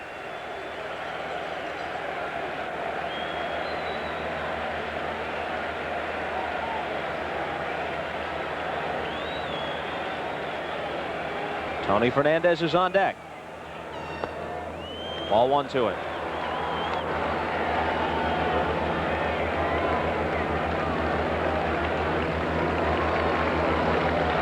Even with the season George Bell had, he'll probably have better before his career is through. Mosby and Upshaw have been better. It's guys like Ernie Whitt who have exceeded expectations for Bobby Cox. Popped up. Is it playable? Sundberg off with a mask, almost slipped on the on-deck circle, but kept his footing and made the catch. Don't know if he hit the leaded bat or just a little wet spot on the Blue Jay emblem. He stepped right on the bat, right on the handle. You think catchers aren't agile? What they really are, they've got tremendously strong legs from all that up and down from April through September. Is it a true story about the old Washington Senators catcher Lou Berberet, who once went back on a foul pop and threw his glove away and kept his mask? Could be. I don't know. I hadn't heard that. Perhaps it's incidental whether he caught the ball or not, I guess. Huh? Perhaps it's an apocryphal story. I don't know. Had heard it once. Iorg at first with 2 out now.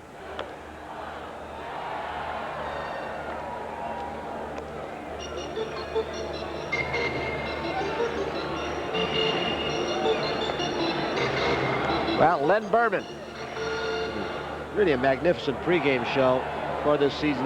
During the season, went down to San Pedro de Macorís in the Dominican Republic and saw all those baseball fields. Here are the products. 7 starters in the major leagues this year. Epi Guerrero, the Latin American scout, finally said, there they are, Manny Lee, one of the players on the bench, switch hitting shortstop from San Pedro. Epi Guerrero said it's just a gift from God. That's all they can figure out down there. And come the wave.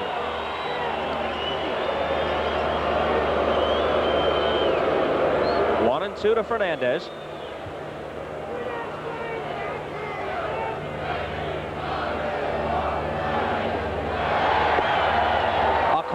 Strike. It's strikeout number 4 for Black. The Blue Jays with a leadoff single by Upshaw, but they do nothing with it, and it's still 3-1 now after 5. And a light plane about to land nearby at Toronto Island Airport. Exhibition Stadium is right on the grounds of what they call the Canadian National Exhibition. One of the largest fairs in the world. Takes place, I believe, in August, early September. Leading on the 6th for the Royals. Across the highway here, Ontario Place, a great recreational center, some of the top entertainment in the world, and the skyline of the city in the background there in that last shot.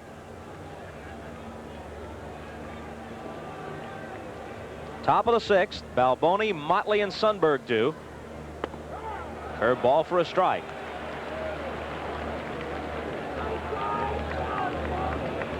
Balboni is 28 years old. Up and down like a yo-yo in the Yankee organization. Too many good ball players who could play first base or be designated hitters ahead of him with the Yanks, and he never really got the chance. Dick Howser finally committed himself to him last year. He said, look, I'm going to give you at least 450 at-bats, and I know there are going to be more than 100 strikeouts in there. But I figure if I give you that many chances, you'll hit me 25 to 30 home runs. He did, and then he hiked it to 36 this year. It's a Royals team record in that department. In fact, as a team, Kansas City had 154 homers, and that's a team record, even playing in a ballpark not conducive to the long ball. In fact, they hit well more than half of their homers on the road, 87 of them.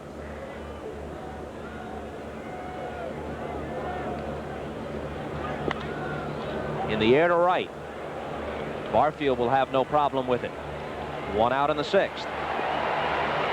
You know, perhaps one of the great managerial jobs was done last year by the man you just saw in the dugout, Dick Howser, a while ago. After the drug scandal that hit the ball club, Johnny Sherholz coming in, general manager taking over for Joe Burke. And boy, to have the kind of patience that Dick Howser had and come back and win a division last year, what an extraordinary job of managing he did. I think that's one of the things that distinguishes Howser as a manager. He understands the nature of the 162-game season, and he manages that way. He doesn't panic or communicate panic to his players. That's also an attribute of Bobby Cox. It has always been the fashion for Kansas City teams to close strongly. They did it under Herzog. They did it during Fry's brief tenure, and now Howser. They've won 6 of the last 10 Western Division championships in the American League.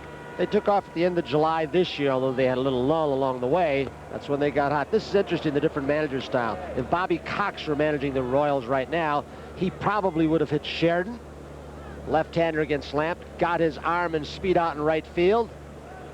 Bobby Cox has done that consistently since he's been here. Dick Howser likes to stay with Motley, save Sheridan farther down the road if needed.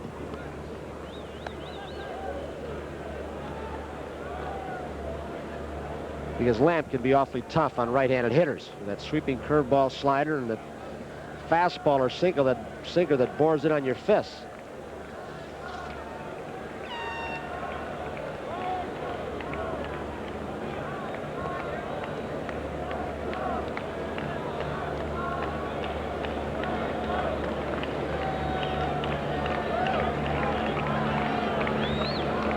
One-two pitch coming. Curveball, didn't miss by much.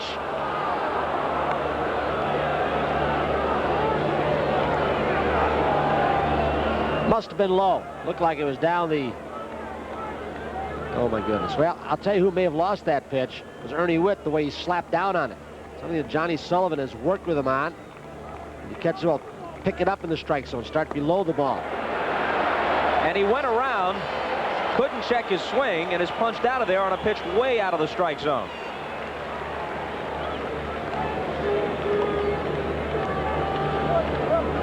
When he comes from the side of the breaking ball, he can get you back on your heels. Jim Sundberg. Motley's had a rough season. So has Sheridan. No protest from Motley on Dale Ford's call.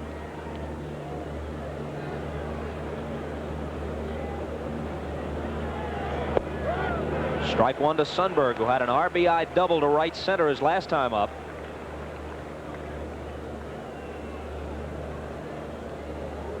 Willie Wilson's 2-run homer made it 2-0. Sundberg produced the 3rd run with his double.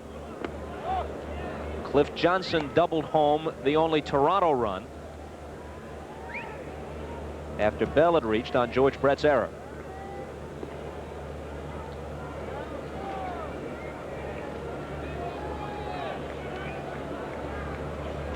Well, that breaking ball is really working, Tony. He throws a couple of different kinds. The tight slider, the sidearm curve. Now when he stayed pretty much up on top, it was more of a slurve. You lean over the plate to get it, he'll bust you inside. We may see that now. Nope, going with a hard slider. He's had an outstanding year. So Lamp fans 2 in this inning. He's set down all 80s faced, keeping Toronto close.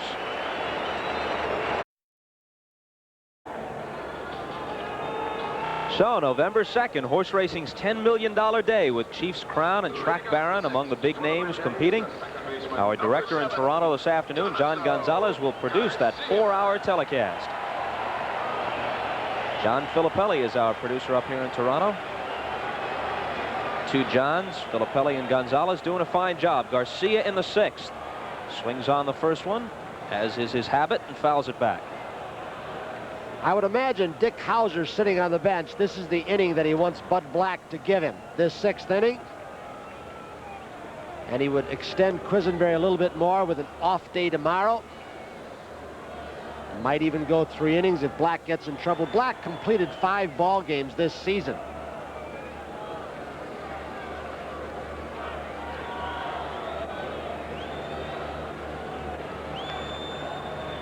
Now Damaso Garcia trying to slow Sundberg in Black's pace, stepping out. Garcia is 27 years old, began in the Yankee organization. They got him in the deal that sent Rick Cerrone to the Yanks. New York in desperate need of a catcher following the tragic death of Thurman Munson. Down the right side, Motley goes over and has no play. And of course, Rick Cerrone had the one great season in 1980 for New York, but you'd have to say that in the long run, that deal favors the Blue Jays. Well, Pat Gillick was an executive in the farm system of the Yankees. He knew a lot of the talent when the expansion came about. He reached down there and plucked some off the Yankee rosters in the minor leagues. Some raindrops falling now. Swung at a pitch up around his head and goes down. Bud Black is throwing very, very hard now. He's pretty much stuck to the fastball on Garcia. The center fielder, number 15, Lloyd. Rain might be a little early. They were talking about rain coming back in here after raining all night, and this morning about 6 o'clock.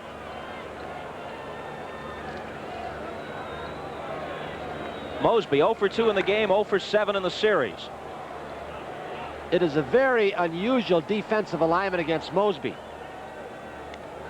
There are some teams that play him straight away, some slightly to pull, but the left side of the outfield, Lonnie Smith was playing near the left field line, almost like a right-handed pull hitter, and Willie Wilson over toward left center field.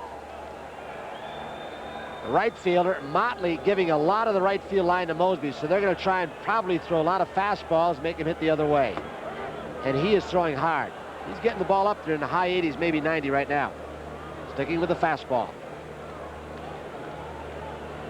Our radar gun tells us the last pitch was 89. If he gets up in the strike zone as he did to Damaso Garcia, he'll probably have a little more on it.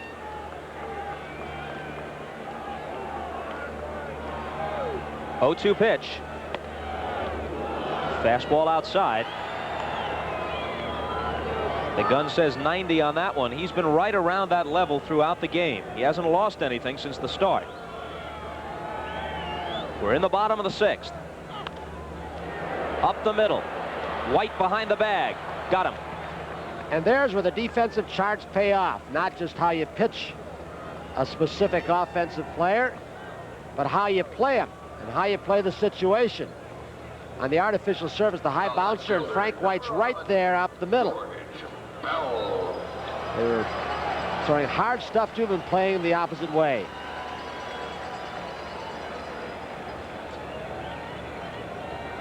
George Bell, drafted out of the Phillies organization in 1980 after Pat Gillick had noticed him playing in the Dominican.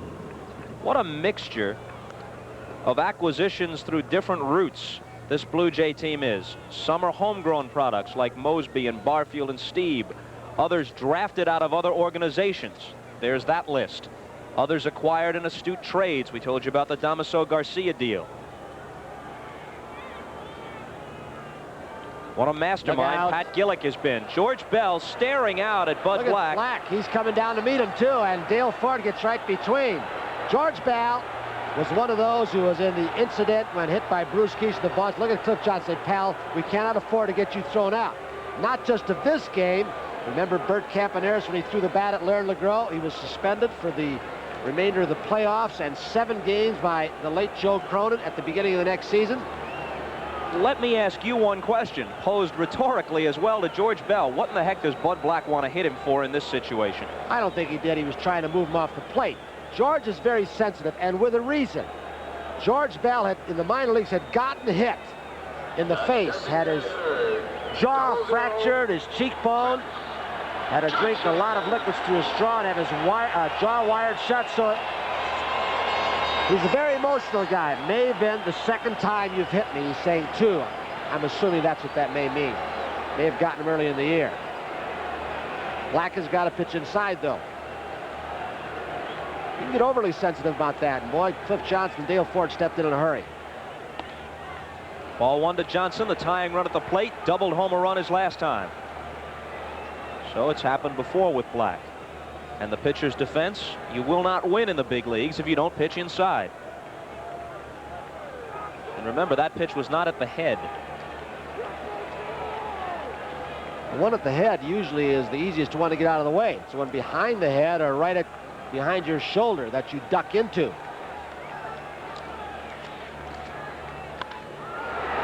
That's through.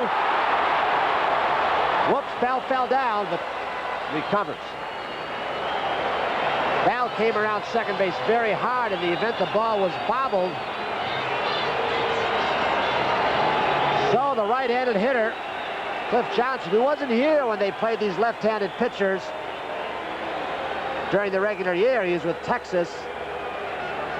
Bell recovers, comes back in time. Talking about Bell and his anger with Bud Black, you mentioned that altercation with Bruce Kison after he was hit by a pitch and charged the mound. Went out and gave him a modified karate kick. He was suspended for 2 games as a result of that. That incident started here when the team went up to Boston. Boston swept them near the end of the season. In September, it happened again. Nipper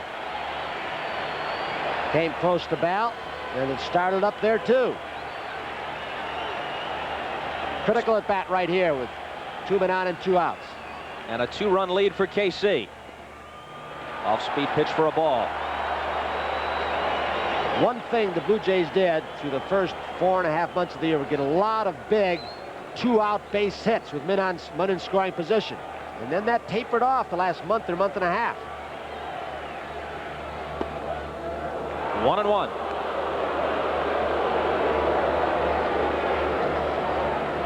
One of the few breaking balls that he's thrown this inning, Black.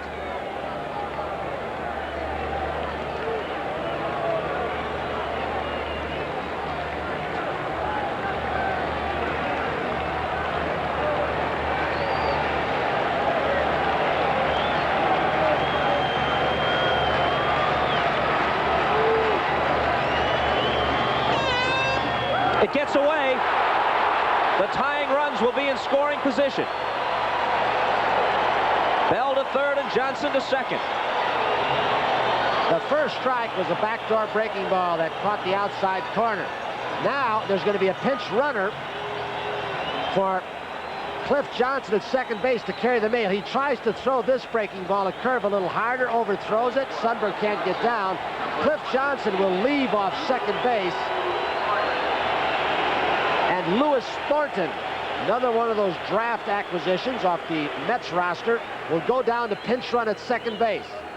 Lewis Thornton, he can throw, run, he's got a quick bat. They kept him and Manny Lee all year long.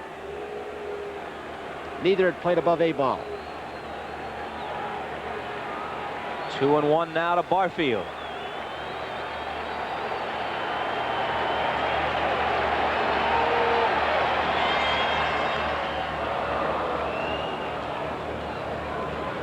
So Thornton now technically becomes the DH. But by the time we get around to that spot in the order, who knows who'll be on the mound for Kansas City? It could be Quisenberry by that time. And Cox might want Al Oliver. Well, he's got some good hitters left on the bench if he needs them. He's got Mullenix. Rance Mullenix, Al Oliver, Jeff Burrows from the right side, Cecil Fielder from the right side. He's got Manny Lee and Jeff Herron.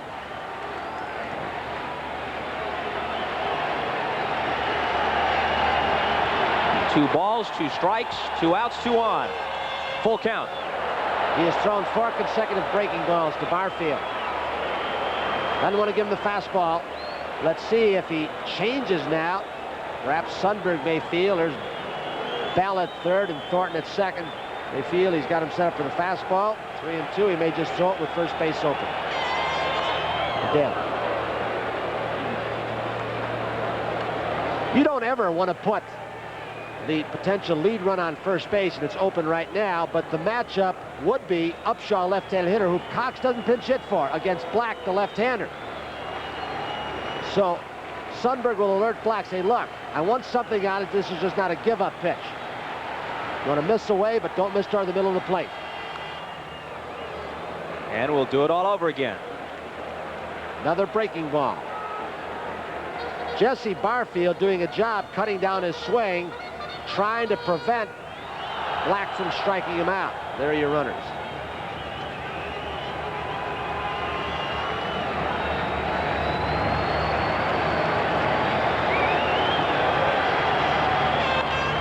Up the middle. It's going to be a tie ball game. Bell scores and Thornton's behind him.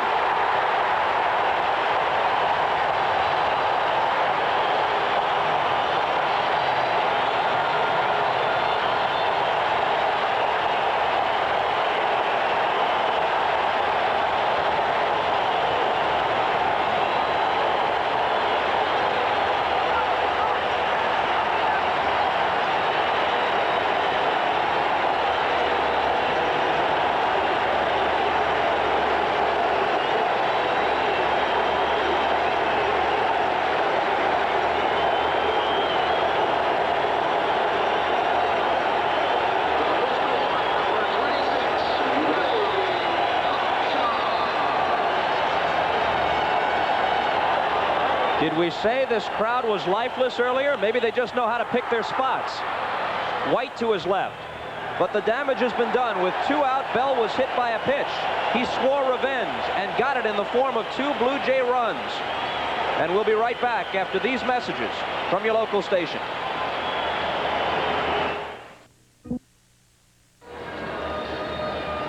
Danny Jackson, whom we anticipate will be the starter of Game 4, but who worked an inning last night, the left-hander, along with Joe Beckwith, the right-hander, in the Kansas City bullpen. And this may be an indication as we look at Tom Hinkie, the right-hander, who got roughed up a little bit in the 9th last night, and Gary Lavelle, the left-hander. It may be an indication that with Leibrandt throwing so few pitches in the 3rd last night, that Leibrandt will come back instead of Jackson. And now how important does Dennis Lamp become? And the job he has already done in keeping them close. He's faced 8, retired 8. He's done it all year long. And remember, when he came in, they had a man at 3rd and 1 out. He got them out of that without the run scoring.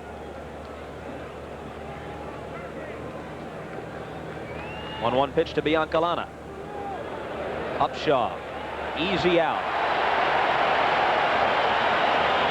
Going back to the bottom of the 6th with 2 out and nobody on and Black throwing well, he hit George Bell. Cliff Johnson then singled between 3rd and short. Bell stopped at 2nd, but they both moved up on a wild pitch.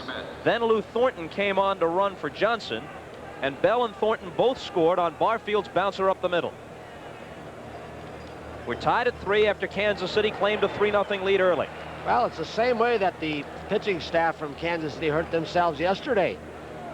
In the score, 2 runs scored in the 2nd. Barfield single, but Upshaw's hit by a pitch. In the 3rd, they came up with 3 runs, 2 walks in that inning, and there was error in the 4th, the only other run scored in the ball game for the Blue Jays. They won 6-1.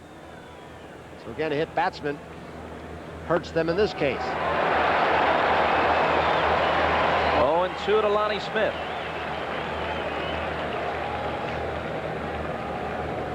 He was the guy at the plate when Lamp came on. He had just narrowly missed a home run off Jimmy Key. That signaled Key's departure. They check down at first. No, says Jim Evans.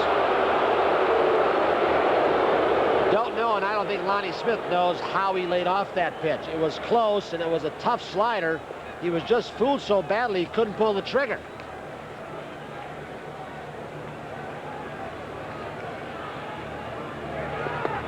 Goodbye. Monty doesn't care for it.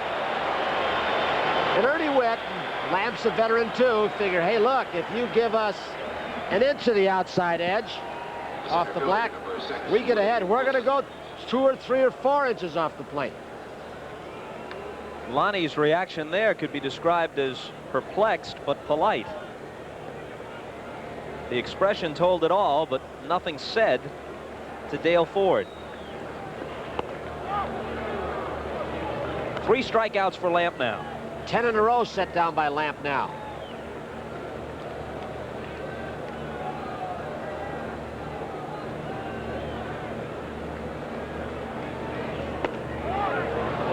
Dale Ford, one of those umpires, along with Durwood Merrill in the American League, they use the inside protector. Only Jerry Newdecker's left with the balloon now, and he's retired, so he was the last. But they use the outside protector technique. Head right over, squared over the catcher. They don't sit on the inside corner. Upshaw, tough hop. Does he have time? Lamp covers and beat Wilson to the bag. Willie is hooting and howling down the line.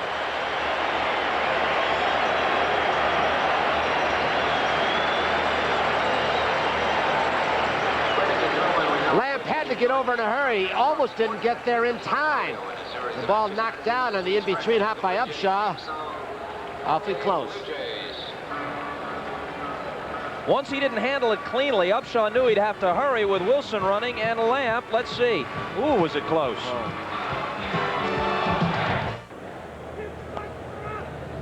Tony, a tie, if there is such a thing, goes to the runner. You decide. Well, there's no such rule in the book. Jim Evans, the first base umpire, had a tough call. Take your pick. You get an argument either way. Both feet hit the bag simultaneously, and you would have gotten an argument either way.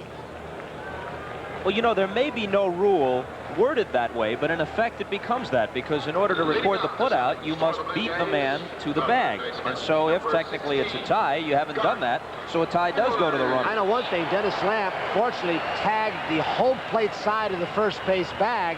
If he'd have gone to the middle or the outfield side like some do, would have been that inch difference.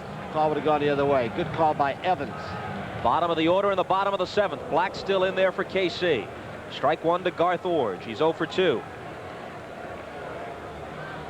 Now at the corners, they are guarding the lines. Brett looking for a bunt, but he's standing just a stride from the foul line, and the same with Balboni at first. Take the double away. They're in the 7th.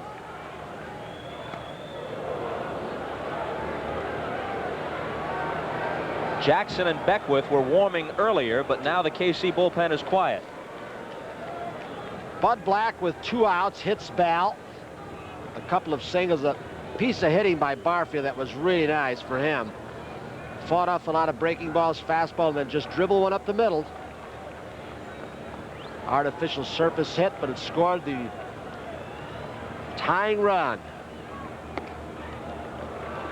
Iorg at the plate hit .313 for the year, hit .380 here at home. He just had an awful year last year. In fact, this year he's got 7 home runs, and that's more than he had in any other, all his other previous major league seasons put together. 2-2.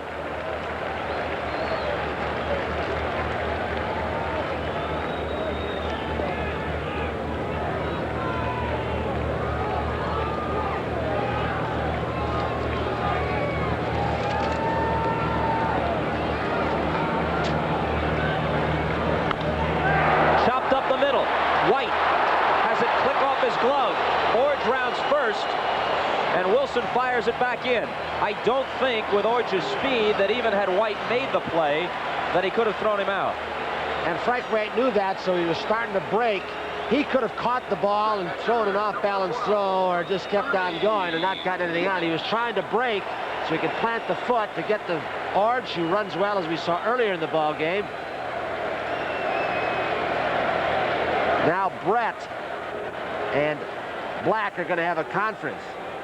This is the kind of situation with a left-hander against left-hander. Even though Bobby Cox sacrificed only 21 times, he may have Witt sacrificing.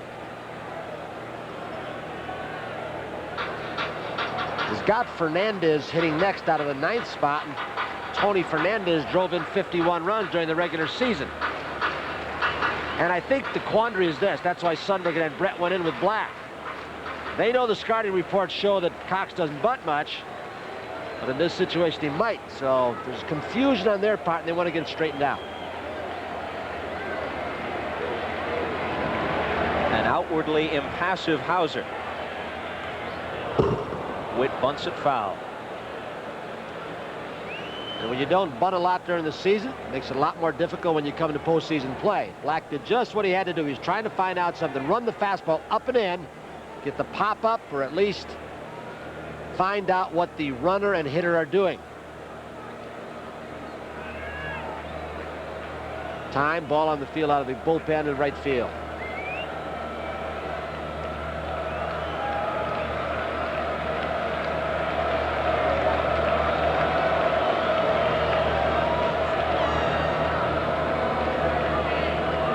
Now Ernie wants to get it straight.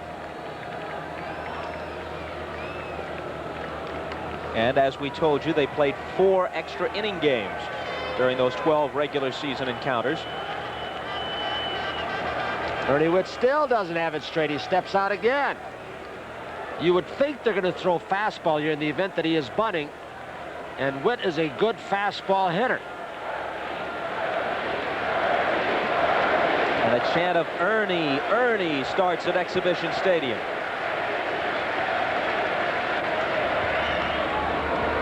Forge back easily. They're still trying to find out if the switch is on to the hit sign. If Ernie Witt would slide the left hand up.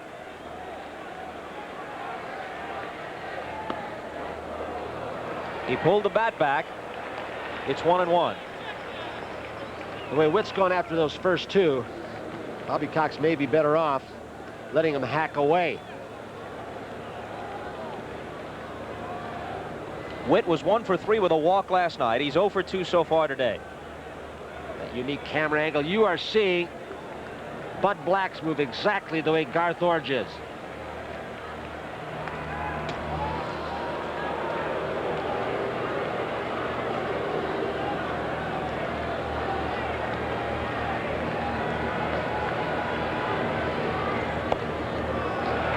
Still had the bunt on. 2-1. Well, he may bunt again, but I'd be surprised. 2-1. Look for the takeoff if you can. That's the first thing many times sign stealers look for. Try and pick up the indicator. A lot of guys who are adept at stealing signs steal it from the manager rather than the coach. Iorg again is back. You got The a lot signs from the manager to the coach are less complicated than from the coach to the player. in most cases, you can't steal them from the manager because he hides in the corner. A lot of possibilities. Hit and run, bunt again, straight hit. The bunt. Nope. Black pounces on it and goes to second. They get the force, but not the double play. And you get a faster runner off the base pass in Iorg, who could score on a long base hit or a double, and a little slower runner in Ernie Witt on now. Unusual strategy. Many managers will tell you in a short series or in a pennant race they will manage exactly the same way. Regular season, I'll guarantee you, Ernie Witt would not have been bunting against any kind of pitching, even a left-hander, with a 2-1 count in a tie game. Iorg put some pressure on Biancalana. That little bit of pressure may have allowed Witt that extra step so he could beat it out at first. Fernandez, who was 2 for 3 in the opener, has walked and struck out today. Garcia on deck.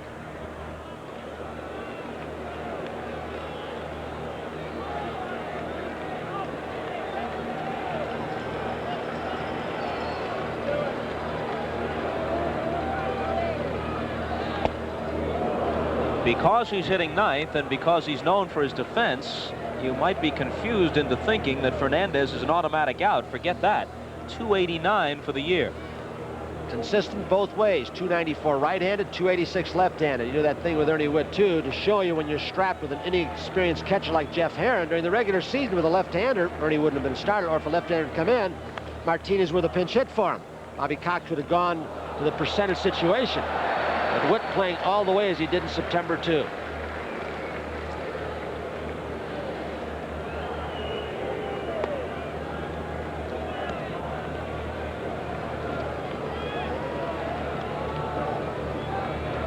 these close series, and we just showed you 10 of 12 by 2 or less runs they've played this year. 5 by 1 run. Those little things. Will it be Cliff Johnson with a base running move early? George Brett's error earlier in the game? The lack of the sacrifice? Games get so tough and hinge on just one play or not executing. 3 runs, 7 hits, and an error for the Royals. 3-5-0 for the Blue Jays. The error by Brett set up an unearned run. Blind, and Black somehow saves his life and the inning. That got him and not his glove, and then he trapped it with his glove. A bullet, and we can only hope that it just took the wind out of him. A tailing fastball that Bud Black could not defend against. He could not get out of the way. Ernie Whitt gets hung up. He's gone. And Black immediately headed down the runway and toward the clubhouse. The tie is preserved. I don't know how many folks have had a chance to stand on a major league pitcher's mound and look at a hitter. It's frightening how close it actually is. Sometimes we take that for granted. The ball can get back on top of you very, very quickly. Black was hurt, but he made the play, turning it into a double play. You start off a little bit about over 60 feet, 6 inches and a fraction away, and when you follow through, usually about 6 or 7 feet closer. I don't think that ball got any piece of his glove. Lavelle comes on. Told you he's had some problems. He's on for one specific reason. George Brett leading off the 8th. Maybe only one hitter that he'll face and test the elbow. Dan Quisenberry gets up, so apparently that ball did not catch much of Bud Black's glove. You want to talk about a player who is a presence, a guy an entire inning is managed around. You can talk about George Brett, and he would be on any list of hitters who fit that description in the major leagues, no matter how short that list might be. Here's Dennis Lamp, who is not allowed a base runner, and I doubt that he was incapable of pitching another inning. But this late, and Brett in the midst of a season in which he hit 30 home runs, the porch so inviting here in right field, Lamp will not get the chance with the game on the line in the 8th inning to face George Brett. The next 2 hitters, McRae and White, for that matter, the next several hitters, Balboni, Motley, Sundberg behind them, all right-handed. And that's why he may just face Brett, and that's it. He's had difficulty with the elbow problem throwing that hard slider that, along with that good running fastball, he always threw hard over the National League.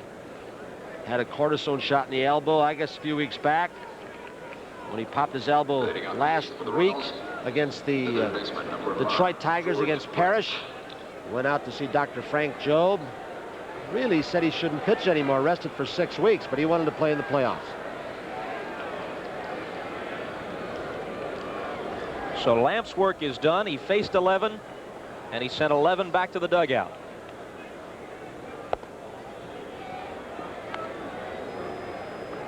Ball 1 to Brett. He may be able to throw as hard as he normally does, but the control may be the problem. Thinking about the pain, he didn't throw that ball well at all. Is that home road ERA disparity a coincidence, or is there a factor here?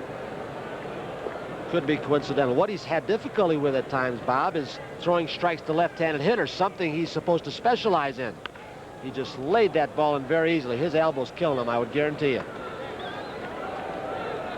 That was, I mean, he doesn't really throw a changeup. He's fastball, and they tried to teach him a slow curve this spring to take the pressure off his elbow with that hard slider.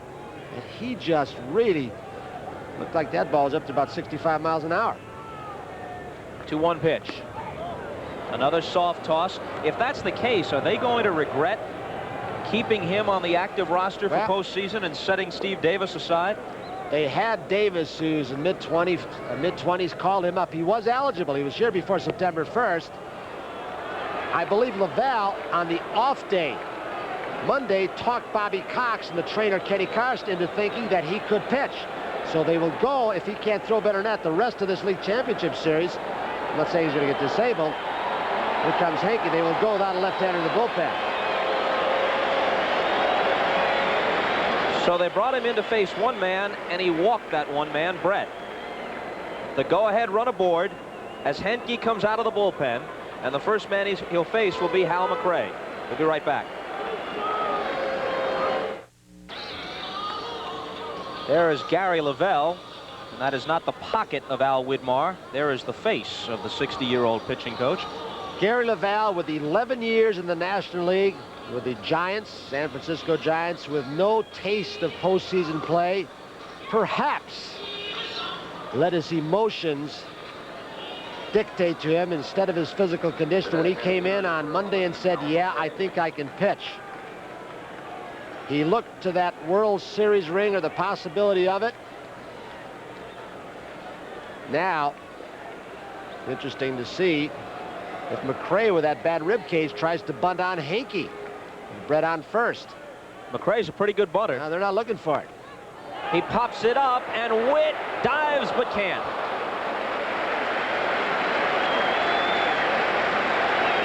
Garth Iorg was playing deep at third. Upshaw was coming in. He was holding Brett, but with that damaged muscle in his side, nice try by Ernie Witt. That's a tough play for a catcher because you are springing out from behind home plate toward the pitcher. That's where your momentum is in case he deadens the ball on the dirt surface. Going to get that ball and take a shot at the lead runner. McRae may be on his own as this. If he feels good enough to swing, Hauser may let him. If he feels he might hurt himself against Heinke, he may lay it down on his own. Heinke worked the ninth last night. He was touched for a run. Wilson and Brett singled against him, and then Orta brought the only run home with a sacrifice fly. During the regular season, Heinke blew the Royals away. 5 innings pitched, no runs allowed, 8 strikeouts against them.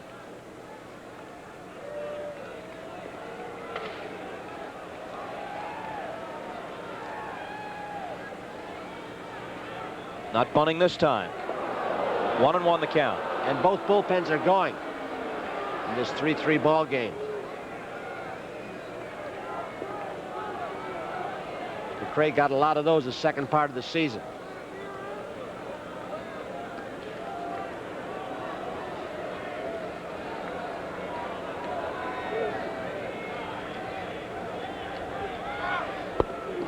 Two and 1 to Hal McRae.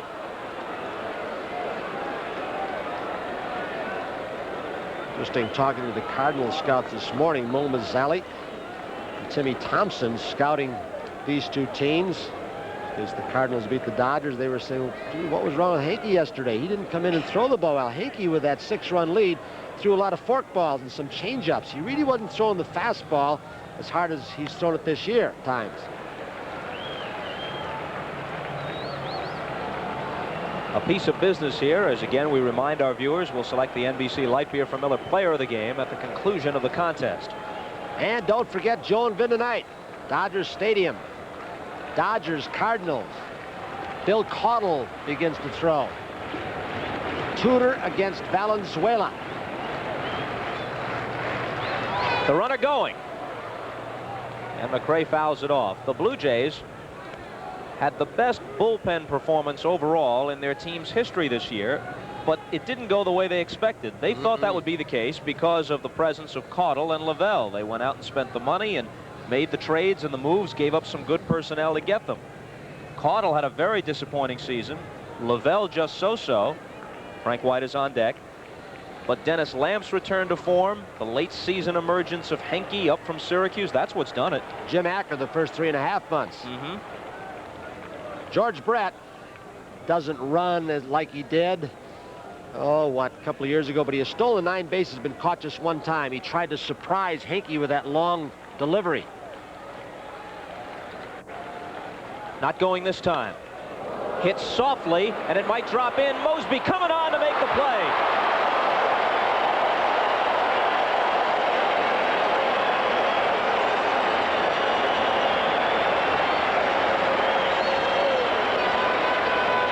He got a good jump on this ball, Bob. Was playing for McRae toward right center field and relatively deep in this tie game.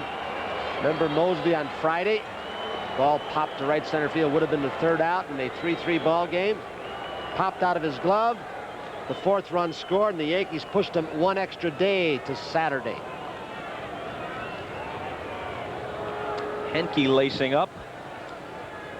Quisenberry was up in the bullpen for Kansas City. Then he sat down. He probably felt he was ready, and when innings started getting a little slower, he sat down. Now he's back up again. A veteran relief pitcher knows how not to burn himself out in the bullpen, to pace himself and get those last 8 pitches That'll get him ready for the inning. He apparently is coming in. He might have been coming in anyway, even had Black not taken that wicked liner in the gut. This makes Hauser's decision a little easier if it hadn't been made already.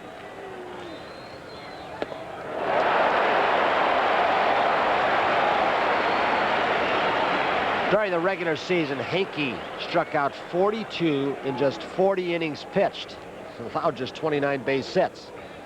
He did have 4 home runs hit off him over, however. In the 2 seasons prior to this one, the Blue Jays and the Angels blew more late inning leads than any other teams in the American League. The Blue Jays won their division and the Angels contended in theirs, partly because they each improved their bullpens considerably. Donnie Moore, of course, for Gene Mauch. And we talked about Lamp and Acker, and then Heinke for Bobby Cox.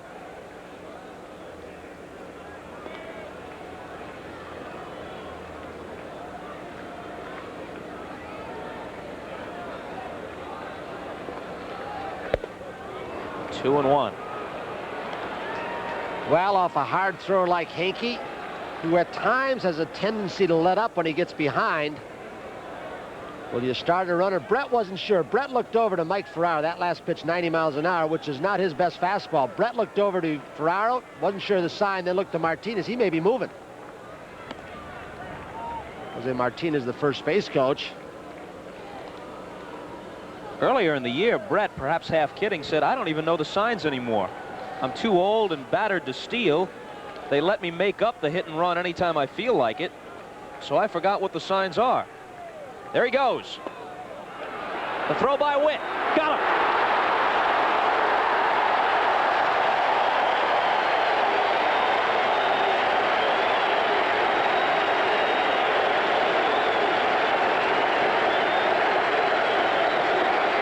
Ernie Witt, who's had that badly bruised right shoulder, has worked hard to quicken his release. Look at the quick footwork. Not much on the throw. The ball being low and away.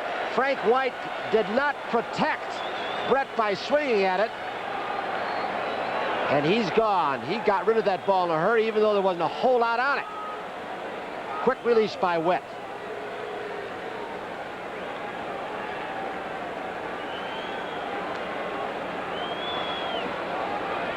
So now it's White with 2 out and nobody on. And he draws a walk.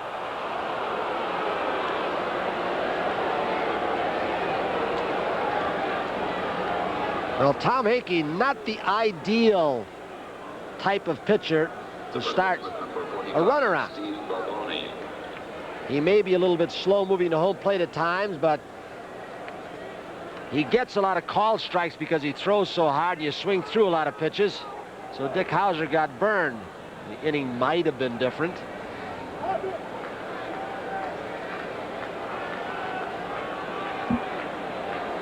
A high fastball pitcher against a hitter, Balboni. They think they can get out with high fastballs. Balboni's hitless in the series. But we'll repeat what we said last night. Hauser puts it this way: I cannot tell when this guy is in a slump. His swing is the same, whether he's hitting homers or swinging through the ball. I just let him go up there and hack, and occasionally something good happens. More than occasionally this year. Wasn't his fastball, probably the forkball. And what started out as a rather drab ball game through a good part of it with the fans really not in it has become very exciting and typical of postseason play. And one thing, the fans might not have felt it, but the electricity postseason play is what World Series pressure used to be like. Get to the World Series, they're talking now the possibility of the winner's share being $100,000, loser's share maybe 60. Does that make as much difference to most modern players as maybe the 10,000 did to you when your salary might have been 25 or 30 with the Yanks? I can't speak for the modern player. I know this: after you go through 162 games with a chance of losing it at either 3 of 5 or 4 of 7 it is right now, it takes a lot of pressure once you've gotten into the World Series. Oh, I think the winning and the losing still carries the same pressure and the desire to excel, but I don't know if they can ever get the shares up high enough for it to matter as it used to the old-timers. They used to count on those World Series checks as a big, big bonus. Well, I would disagree with you in this. I don't think the desire is any less to win at any time of the year on these players today as opposed to years ago. I said that. I don't disagree with that. The notion of disagreeing with you is repellent to me. The 2-2 pitch. Drops down sidearm and misses. So a small edge to Kansas City, as White will be running and might be able to score on an extra base hit. And in this tie ball game, in this situation now, the outfielders have moved almost back to the warning track. Bell in left is not going to get a ball hit over his head. Mosby much, much deeper, as is Barfield. Concede that single. You don't want that runner coming home. Look out. Look out. Trick play. Henke almost missed Upshaw. As hard as he throws, you don't want to have that play fouled up, do you? Rolling around down the right field corner. He kind of short-armed that one after he saw at the last second that Upshaw might not be there. There goes White. Balboni might have tipped it, but in any case, Witt held it. And they're roaring at Exhibition Stadium. They'll have the top of the order in the bottom of the 8th. Tied at 3.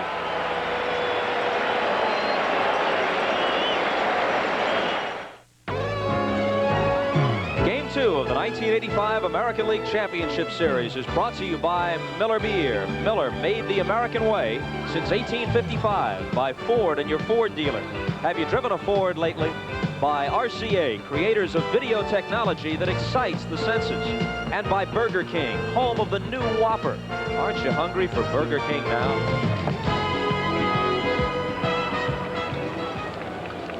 The quiz is on in the bottom of the 8th. 37 saves this year to go with a record of 8-9 and an ERA of 2.37. The previous 2 years, he's saved 45 and 44. 45 in 83, then a major league record. Tied the next year by Bruce Sutter over in the National League with the Cardinals. And Quisenberry was just one behind Sutter in 84. He saved 44 last year. He's now led the American League for 4 consecutive years in saves. The thing that's been troublesome to Quisenberry, that control. He hasn't kept the ball down at the knees as much as in the past. Always had exceptional control. And his hits to innings pitched has gone up in accordance with that. Also 8 home runs this year, which is unusual for him in that ballpark especially. Brett on a short hop, juggles and got it. He stayed with it.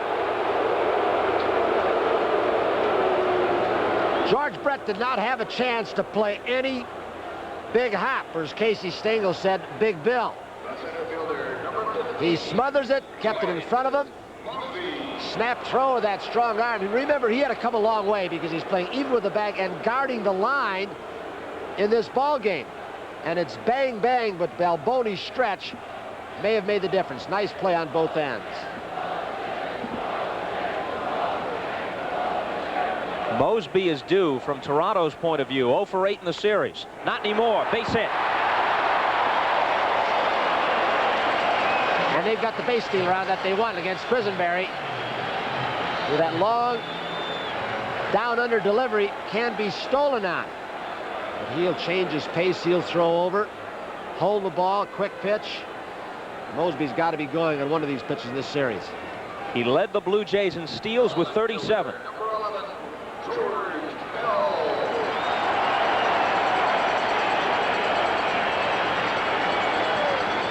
Shouldn't say he's got to be going. I think he's going to be going.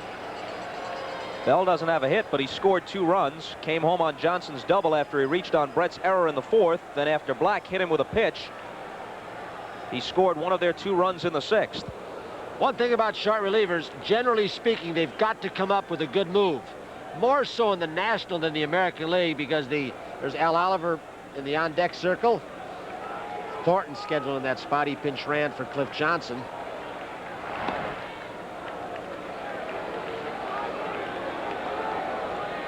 He's quick to first, but his delivery gets long to home plate.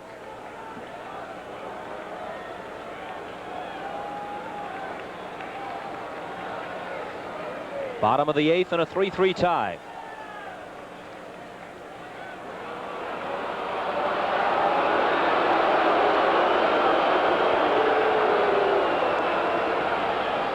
Bell stepped out. Quisenberry waiting for him.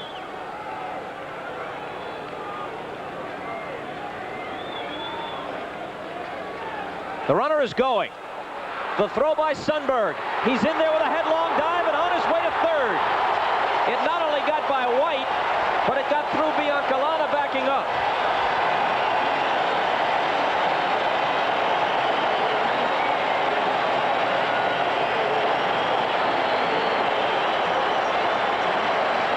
Little things have killed Kansas City again today.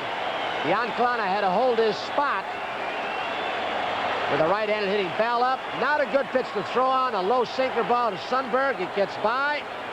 A hard head-first slide by Mosby. He pops up, and it'll force the infield to come in right now. A lot of balls are hit off the end of the bat off Quisenberry. You don't hit the ball very hard on the ground off him too often.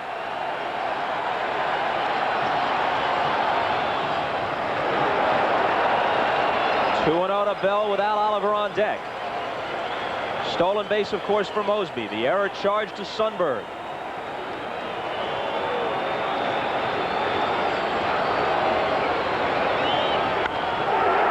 In the air to right center field. It's going to give Toronto the lead. Motley with the catch. Mosby can walk home.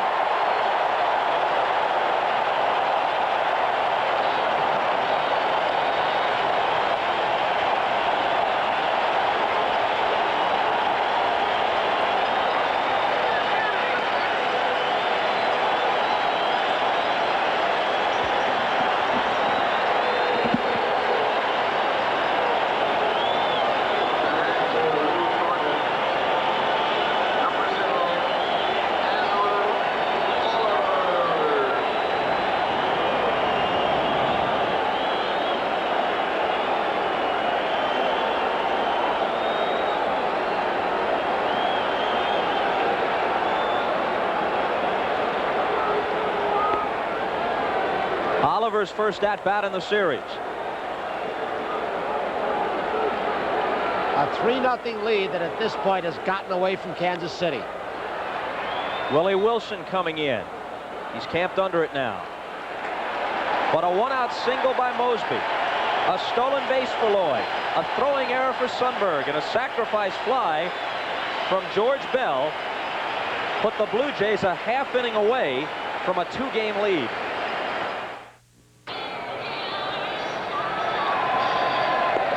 If you can see a smile through that suit, then B.J. Bird is smiling. For those of you just getting home from work, the Royals had a 3-0 lead at one time in this ballgame. They built it on a 2-run homer by Willie Wilson in the third and an RBI double from Jim Sundberg in the fourth.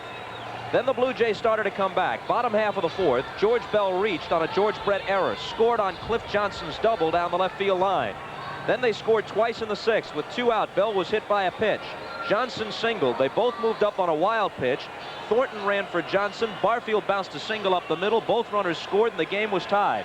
Now on an unearned run off Quisenberry in the bottom half of the eighth, they've given Henke the lead as we move to the ninth. And so far in all the scoring innings for the Blue Jays in both games, the Royals have done something to hurt themselves.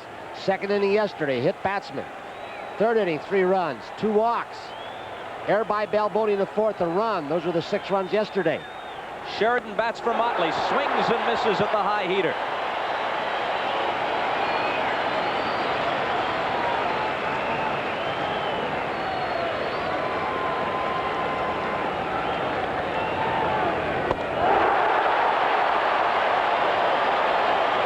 Just throwing flame up there. Dr. Hakenstein may be taking over. He hadn't pitched for a while before yesterday's 9th inning performance. Bobby Cox said, I got him in there for a reason, to give him some work. He's better when he works more.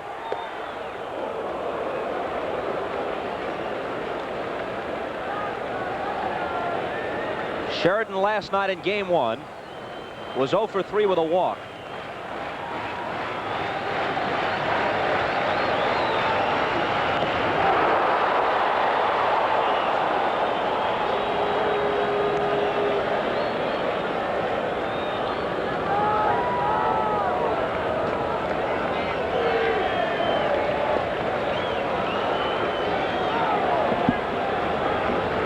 think this gun may be short-changing Henke. Didn't miss by much. 2-2. He didn't throw that hard. He tried to spot a little sinker, low and away. Turned it over a little bit. Apparently has been given permission to blow in his hands while on the pitcher's surface.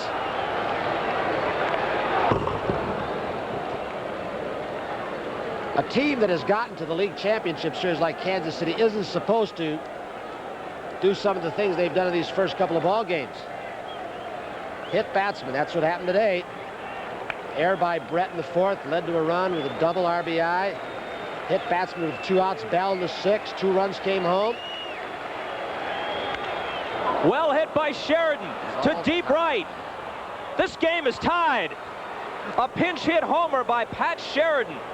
And it's even up at 4.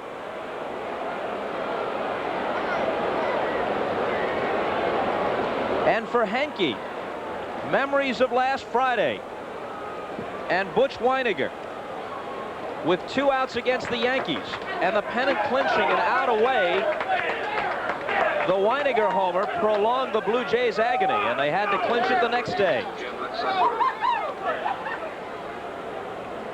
You talk about a stunned crowd. Don't know if it's the same kind of crowd now as the incident you just mentioned. Wynegar hitting that home run to tie it at 3, and then Mosby dropping a fly ball. For the 4th run, they lost 4-3, but it is a silent. Ooh. All the noise in this ballpark as Sheridan toured the bases came out of the Royal dugout.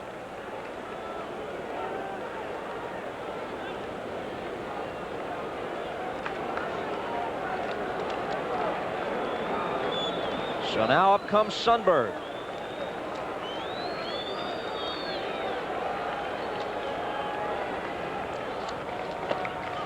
And takes a ball. During the regular season, Royals pinch hitters hit just 156 with 1 home run and 17 runs batted in. I think that isn't a clutch hit for Pat Sheridan.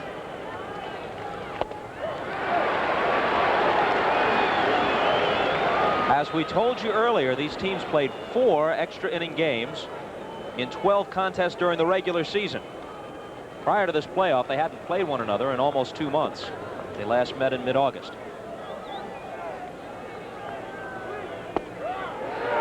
1-2 to Sundberg. They played each other in Kansas City the first 3 ball games of the season.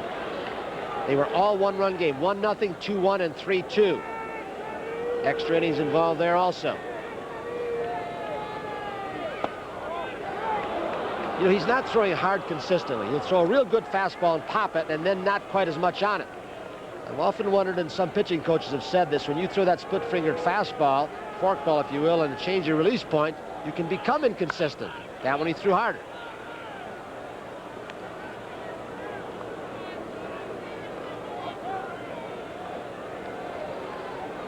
Buddy Biancalana is on deck.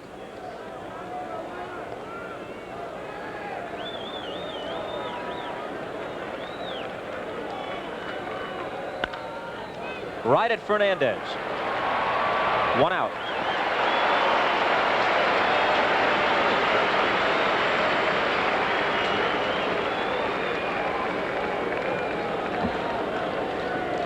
Biancalana goes back, and Dane Orge, who had a pinch hit double last night, comes out of the Kansas City dugout.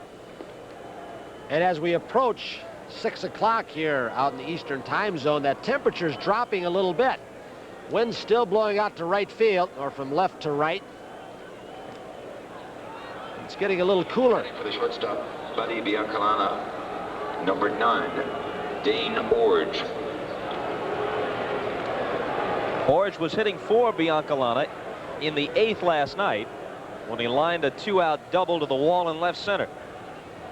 Dick Hauser still has Orta and Jamie Quirk from the left side. Wathan, Concepcion, Lynn Jones, Pryor from the right side. Garth Orge didn't know which way to pull yesterday on the pinch hit double to left center. Of course, he had a 6-0 lead at the time. I think he was hoping that the ball would fall in for Dane. That was yesterday. Strike 1 is called.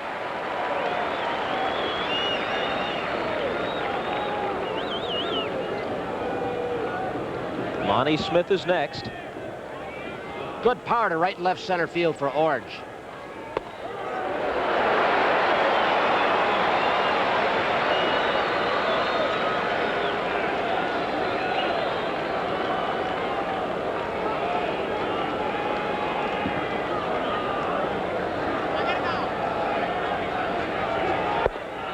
One and two. Ironic, that ball that Sheridan had just curled by the foul pole. Now, if those dimensions were accurate, they're about 8 feet longer down that line, or 8 feet shorter than it says. Well, the Blue Jays probably have taken advantage of it more frequently than the opposition, so they can't kick. That's what's surprising. The Blue Jays have hit 4 more home runs on the regular season than Kansas City, but they've done a lot smaller ballpark. Kansas City really has deceptive power. 2-2. The Royals have 2 homers today. Wilson in the third to give them the 2-0 lead. And Sheridan with the pinch hit homer here in the 9th to tie it. I think a Balboni, for instance, would be a 40 home run guy in a lot of other ballparks, especially here.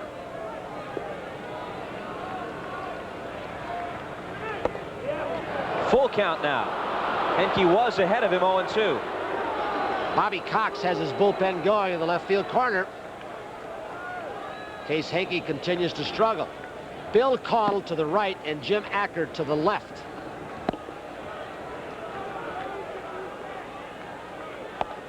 He works him for a walk. And Henke had him no balls and 2 strikes, and Orange very patiently waited him out, fouled off a couple of pitches. There'll be a pinch runner now for Dane Orange as Onyx Concepcion comes on. And he'll remain in the game and play shortstop since Orange hit for Biancalana. Running for Dane Orange, number 2, Onyx Concepcion. The thing about Henke during the regular season, we told you about his strikeout to inning pitch just above that. He only walked 8 in 40 innings during the regular season, so his control usually is very, very good. For a hard thrower, that's a very low base on balls total. Unless you're Dwight Gooden.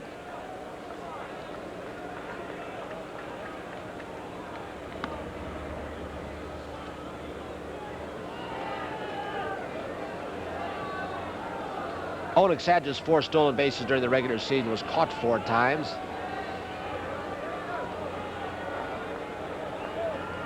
Not going. Strike 1.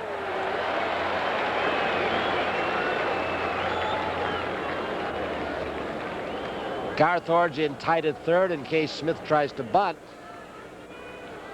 Lonnie's 0 for 4 today as he was last night.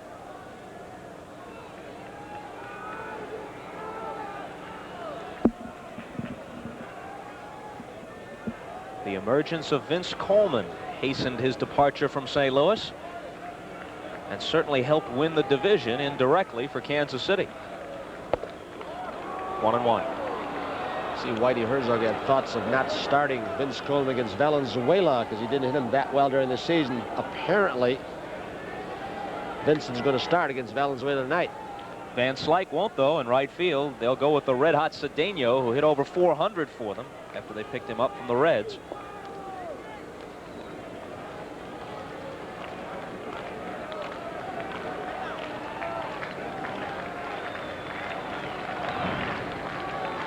Concepcion the go-ahead run at first in the top of the 9th.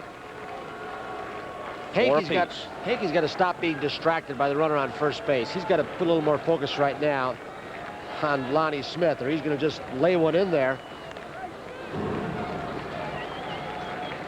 Well, now he's ahead of Lonnie 1-2. When Henke was with the Texas Rangers last season, he and Doug Rader, then the manager, didn't seem to see eye to eye. Perhaps Rader was a little hard on him, but I think in the long haul, Henke might admit that it did him some good and may have toughened him up for these kinds of situations.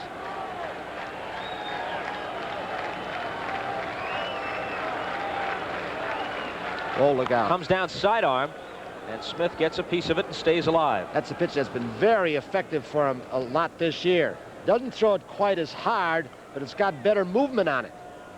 And he gets that right-handed hitter backing off the plate, bailing out.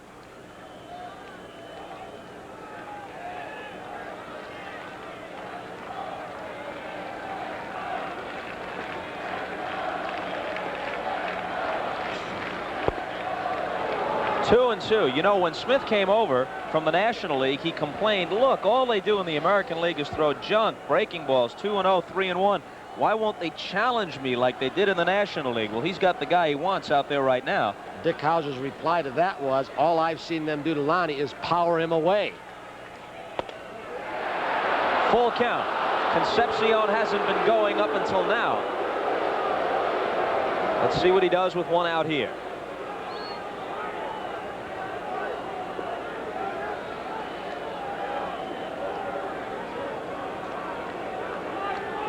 I think he's going. We'll see. Smith has struck out 69 times in about 500 plate appearances during the regular season. There he goes. Swing and a miss. The throw. Strikeout, throw out.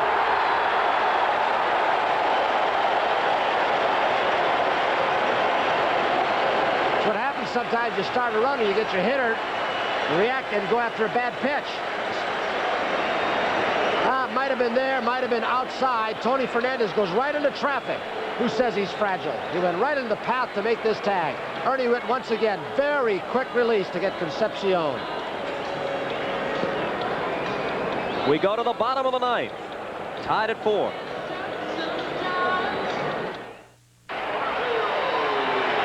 As Concepcion is tagged out, watch the free hand of Tony Fernandez. It comes up and gets Onyx in the face, and he has some blurry vision in his right eye, but he's able to stay in the game at shortstop, replacing Biancalana, and Pat Sheridan's out in right field.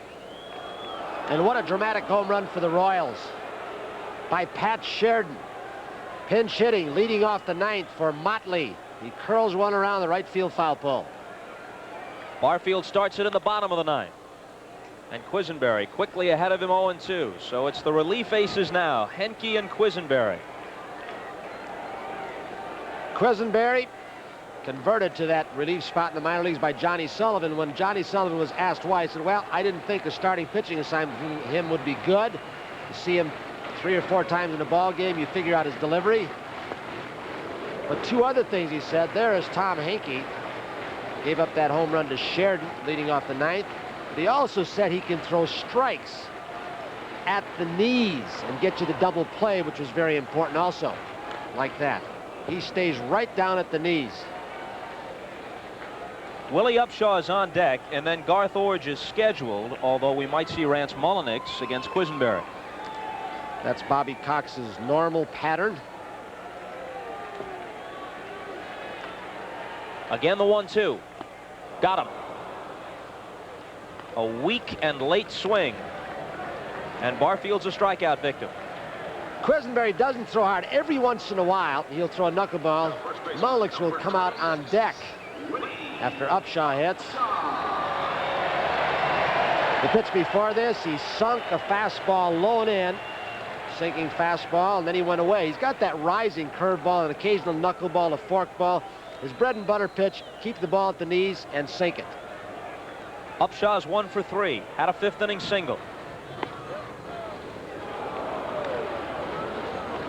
One of his big assets is to you left-handed hitters, especially in a bandbox like this with the wind blowing out, he can make you hit the ball to left or center field changeup. And what a changeup it was.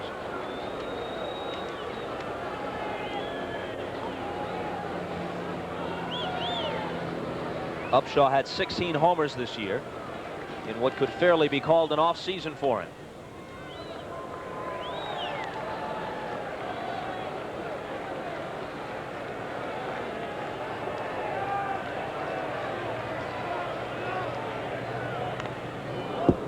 Just got a piece of it, 1-2. Willie Upshaw and Lloyd Moseby both tapered off the middle of last season. It carried on into almost the middle of this season. Upshaw had a reason, rib cage damage, a hand damage. He said his rib cage didn't feel well until almost June of this year.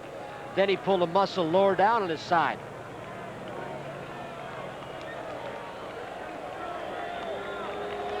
The change again. He bounces it to Balboni, who underhands to Quisenberry, 2 out.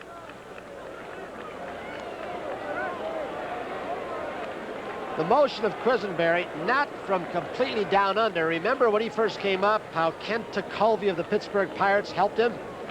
He helped him by staying down.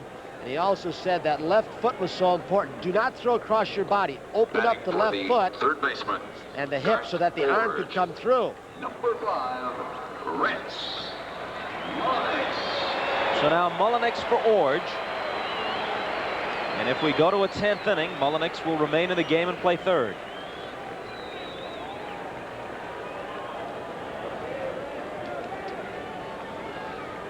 Rent's the kind of guy that has a chance to hit Quisenberry. He can go the other way.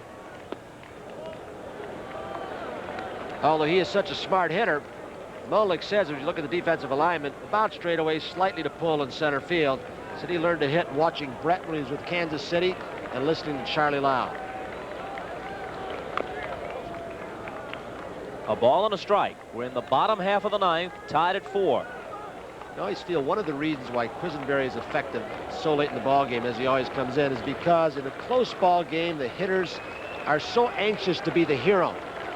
They want to pull everything, hit the ball to the ballpark, break the tie, and go home the hero. And he keeps it away, changes speeds. They overswing on him.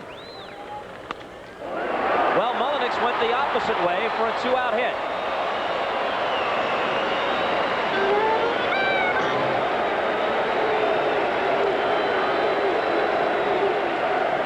With Quisenberry, you know, he makes you beat him with a series of singles. Number 12, In the past, anyway, not too often with a long ball.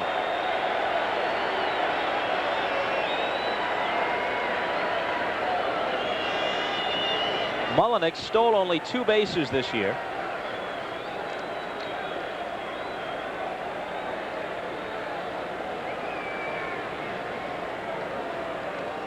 It's turned out to be one heck of a ball game, hasn't it? Fernandez moves into the on-deck circle in case Witt prolongs the inning. That's out of play. He doesn't ever seem to show you the same pitch twice. Dick Howser now doing a little movement with his defense. Told Balboni, I believe, we'll see, to play behind the runner. Or is he going to? No, he's going to hold him on yet. Mullick says, you indicated not a base stealer. Witt's a pull hitter. You can see the defensive alignment. He's not going to protect the gap. 4 runs, 8 hits, 2 errors for the Royals. 4-7-0 for the Jays. Both Kansas City errors led to unearned runs. A called strike 2.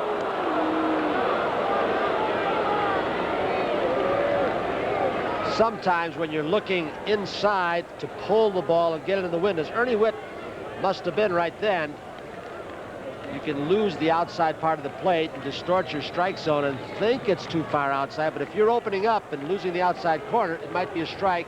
You don't know it as a hitter.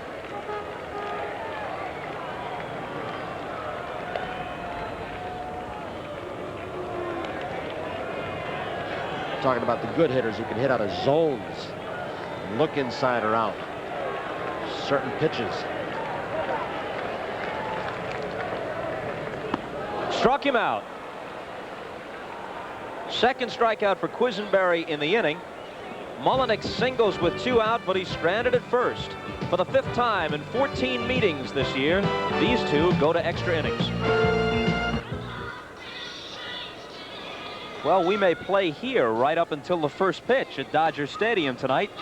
In any case, Vin and Joe will be ready to call it. John Tudor against Fernando Valenzuela, a matchup of fine left-handers, and fine may be an understatement. This year, Tudor was a great one, and Valenzuela, of course, has been that in the past. What's the latest report you get on the condition of Jackie Clark and also Pedro Guerrero? Guerrero missed quite a bit with that sprained wrist, got back.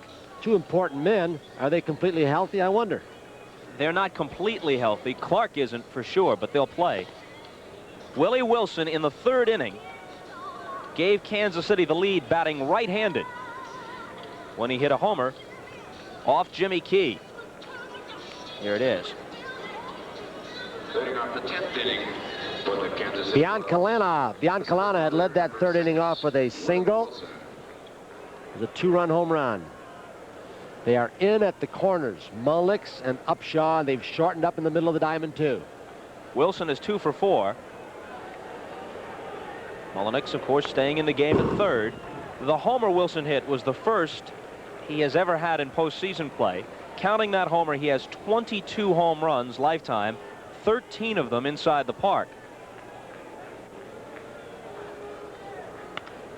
Checks his swing and might get a base hit out of it. It's his third hit of the day.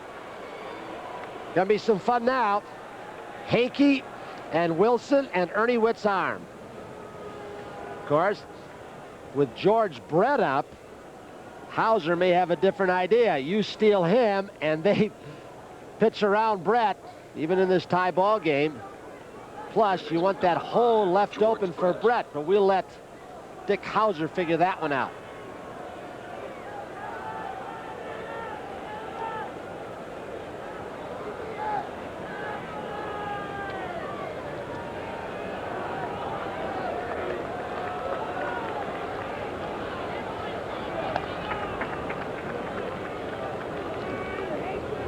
Brett is 0 for 3 with a walk.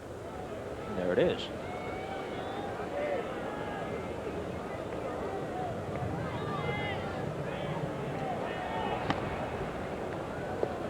That check swing base hit gets the Toronto bullpen up very quickly again.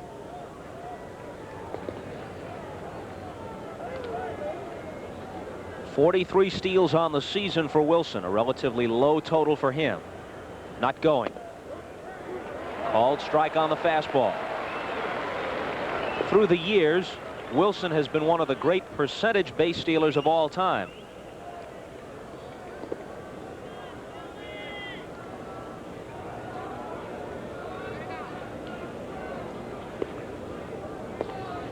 Not going again. Swing and a miss, strike 2. Looked like the forkball, the pitch he developed in Venezuela in the Winter League, specifically for tough left-handed hitters. For what it's worth, both these teams have played well in extra innings. The Blue Jays 12-5, Kansas City 11-7.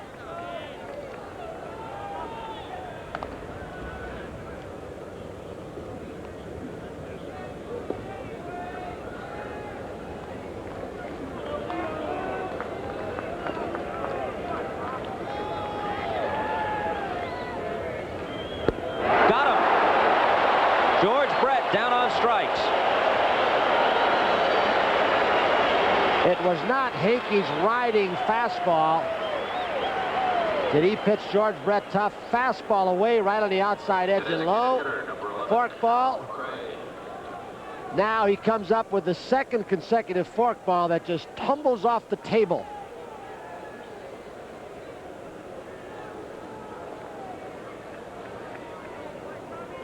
So George is 0 for 4 after last night's 3 for 4.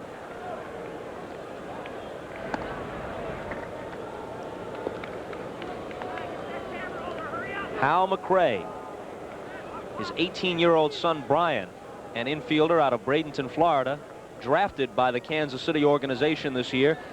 They asked McRae if it makes him feel old to have a son playing in the same organization. He said, no, what makes you feel old is when they throw the fastball by you consistently. Henke's a guy who can do it.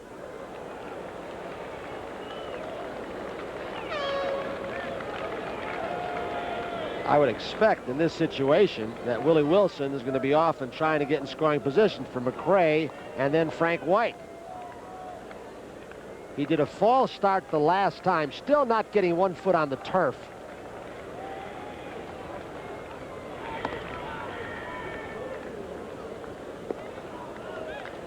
That last swing, fouling that ball off, may have hurt the side of McRae.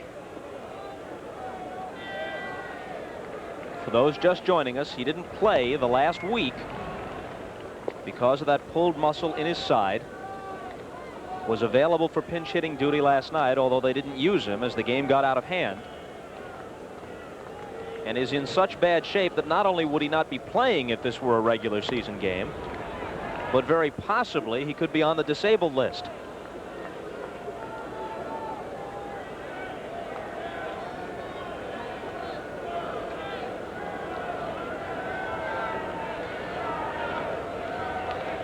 Wilson bluffs the go, and McRae fouls it out of play.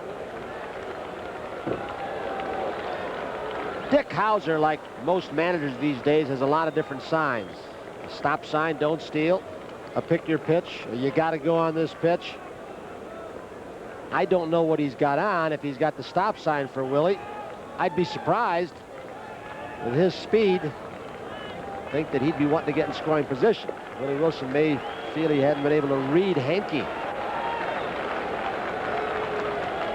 Pitch out, but nothing's on. When you look at Howser, the expression doesn't tell it. The eyes don't tell it.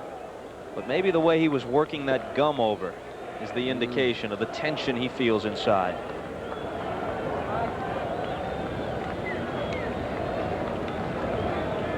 He has lost 7 consecutive postseason games. That was a balk, you bet. Good shot, guys, with those cameras and that close-up. You could see him. Jose Martinez at first also yelled that he balked. None of the umpires thought so.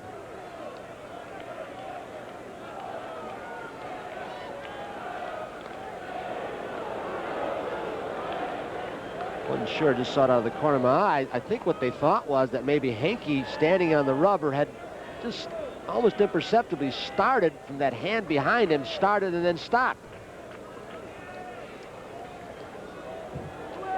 Another pitch out, and again Wilson is anchored. 2-2.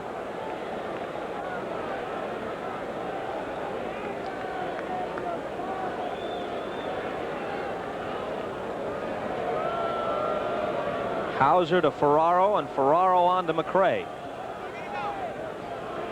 There goes Wilson, and he'll have to come back.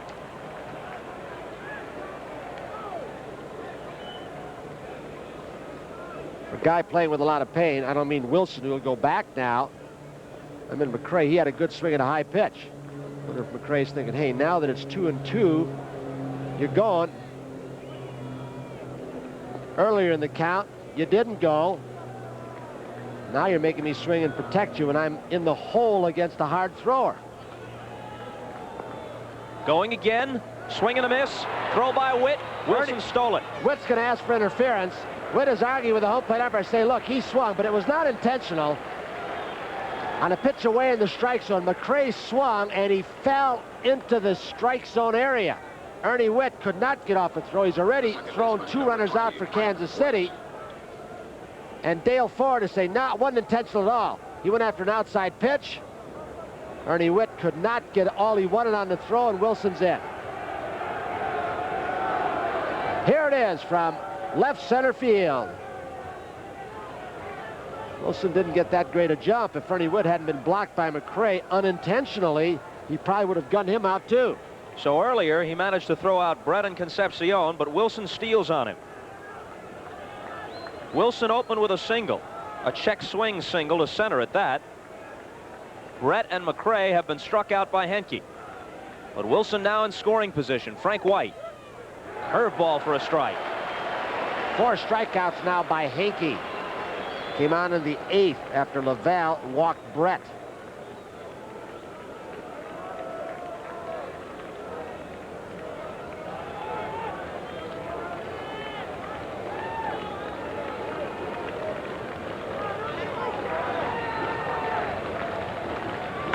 Fastball is smacked into center, and Mosby up there.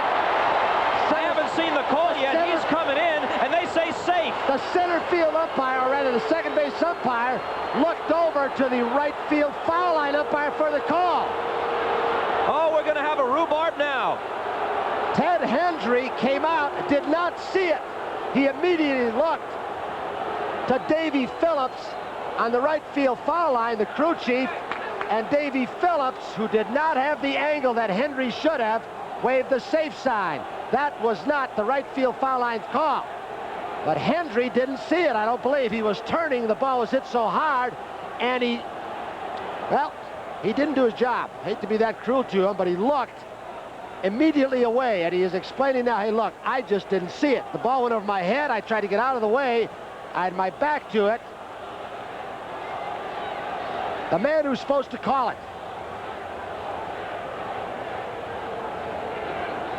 He caught it. I don't think that ball hit the turf. Did he catch it? Well, we'll show it to you again. And I don't think Mosby was consciously decoying when he continued his stride toward the dugout. He honestly believes he caught that ball. This isn't over yet. We'll show you a replay again.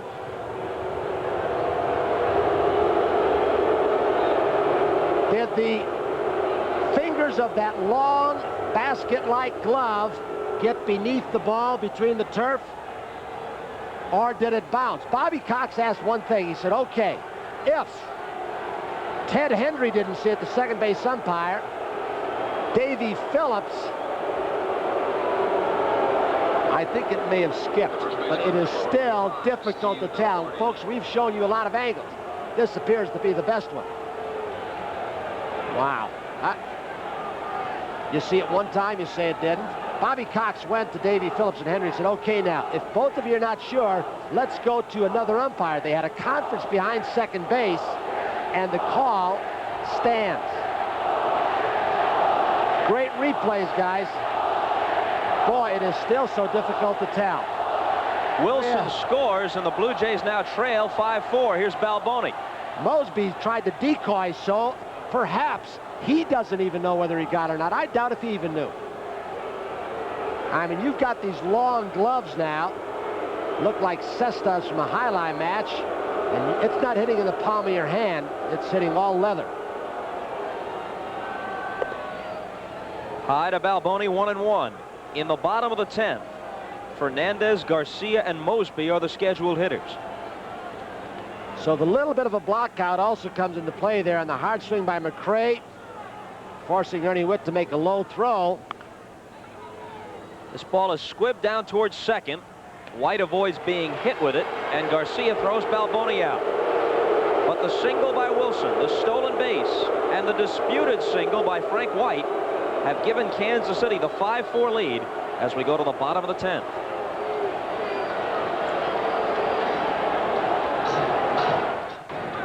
Just a moment ago, thousands of Blue Jay fans were looking up toward our booth, and they were chanting, replay, replay, and some were looking at us as if to ask, could we tell? The honest answer is no, although if I had to bet my life, I'd say he caught it. Well, Ted Hendry, it was his call. Perhaps I was too hard on him, but I don't believe even Mosby knows. He thinks he catches it. If you see White beneath the glove, I think he caught it. I do too. I don't see any White beneath that glove. It is so difficult to tell. We had 4 different angles with 4 different cameras for you. The little things that have made the difference in these 2 ball games. Fernandez chops it over Quisenberry, but Concepcion is there. He double clutches, and Fernandez is safe. If he got rid of it the first time, he's got him. I have never seen Quisenberry upset like that, but he was very irate. He went to George Brett and said, I thought he was out. What do you think? For a while there, I thought he was upset with Concepcion. Quisenberry had a chance to make a jump at this ball. Way over his head. Concepcion says, I have it. No, I don't. Didn't have a good grip. And Tony Fernandez from the left side with that outstanding speed has got something going for Toronto now. Another little thing that might make a difference. They're going to look for the bunt on Damaso Garcia. Brett and Balboni will be charging. The ruling is infield hit. Yep. He's safe. You betcha. A play that should have been made, though, even though it's a hit. Garcia's 0 for 4, and he's fanned twice. Now, that's awfully tough to come in late in the ballgame. Remember, Concepcion came in as a pinch runner, stayed on beyond Kalana left. And you aren't quite in the flow of the game, especially a pressure-packed game like this one. Didn't have a grip on him.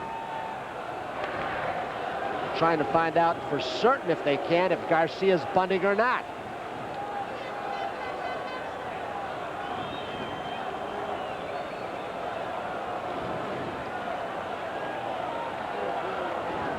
not.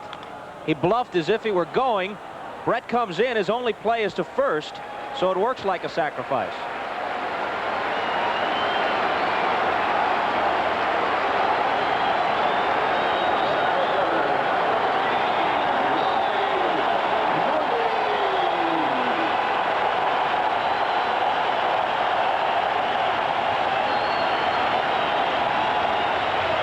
They're talking over right now whether they should put Mosby on and pitch to Bell. Oliver would follow Bell as he came on the DH spot.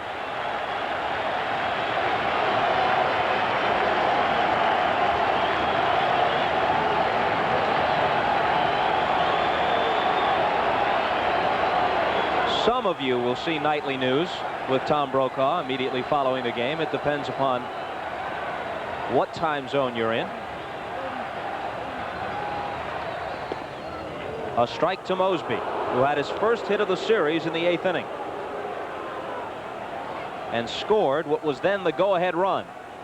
But Sheridan's pinch homer in the 9th tied it, and the disputed run in the 10th has given Quisenberry the slimmest of leads to work with. No pitch. I could see how Ted Hendry or second base umpire, it is his call, but the ball was hit so hard and he was trying to get out of the way in case there's a throw coming home if the ball does hit. When he turned around and wheeled out of the way to get out of the way of a throw that might be thrown, he didn't pick up the ball. That's happened many times down foul lines. That's why they've got guys down both foul lines in this situation. Davy Phillips picked up the call in a hurry. I don't know how good of an angle he had it, though.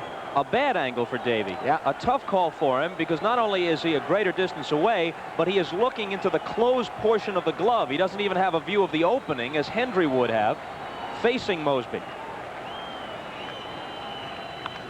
Base hit. He can throw. Here comes Sheridan's throw. Williams wanted to stop him. He's safe.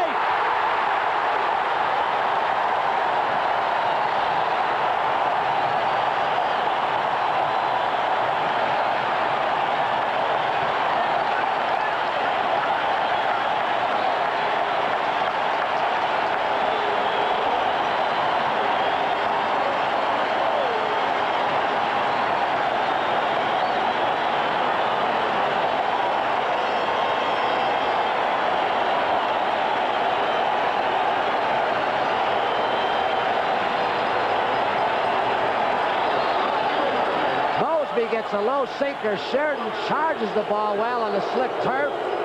Makes a good throw. Jimmy Williams, with Bell coming up, may have been holding the runner Fernandez. Look at the good jump he got off second base. Watch Williams. He puts up his hesitated. left arm, not both arms. No. Well, you couldn't see him there. I think he went down the line initially, thought he was going to hold him, and then he kept him coming. But he went way up the line. A good piece of coaching by Jimmy Williams. When you've got a base runner like Fernandez, who with a good jump like that and he cuts the bag like he did, you'll send him. Bell's already run through a stop sign in this two-game series. Mosby comes through. They're throwing a lot in the field in right field, and the umpires, Davy Phillips, has asked for time in a PA announcement. Dick Hauser had a choice. First base was open. Walk. Mosby, even though he would put the leading run on, Tony Fernandez scores the tying run, and we've got a great ball game. It gets better and better. It gets away. Throw gets away. And now Mosby's in scoring position. Kansas City has not played a good first game, nor have they played a good second game.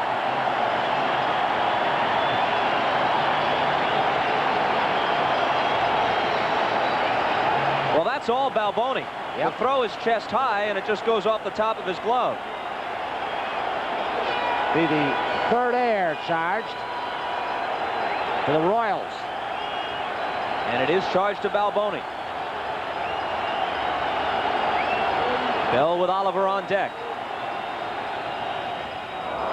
Breaking ball swung on and missed. In April, George Bell won a game against Kansas City with a 10th inning homer off Dan Quisenberry. This guy's a good low ball hitter. He's already gotten a sacrifice fly in the 8th, deep to right center field.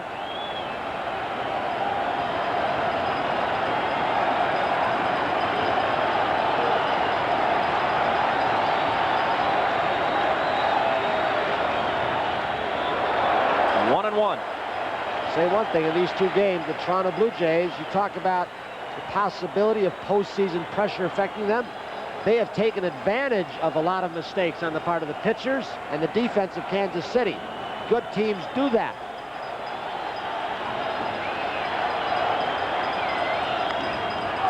In the air to center. Wilson started back, now comes in and gets there. Boy, did that fool him, and the wind may have pushed it down a little bit. In any case, he was able to get there.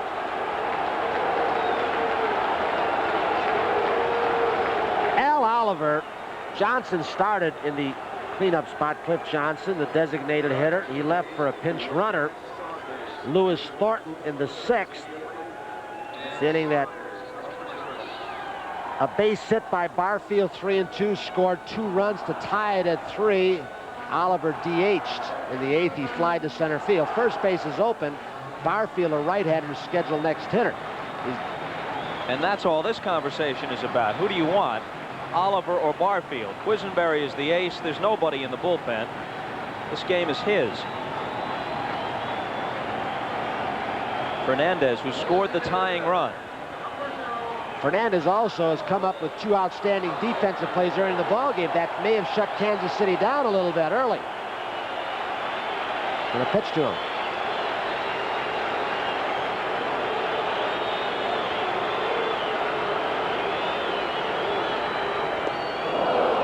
A wicked breaking ball swung on and missed. Oliver in his 18th season, a .304 lifetime hitter. Out in the outfield, the Seagulls are getting very troublesome. They're lighting all over the field and getting in people's way. They feel safe knowing Dave Winfield isn't here.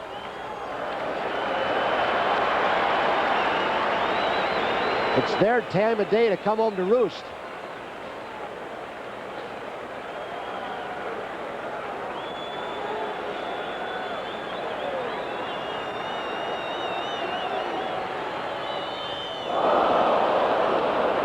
That thing seemed to hang out over the plate for an eternity.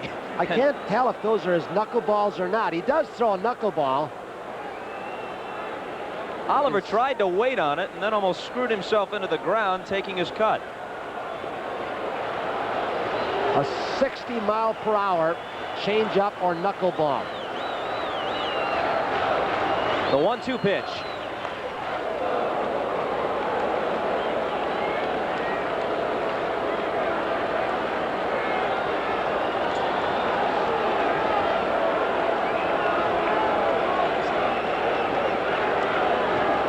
Quisenberry, who for years has relied upon what he calls his Peggy Lee fastball.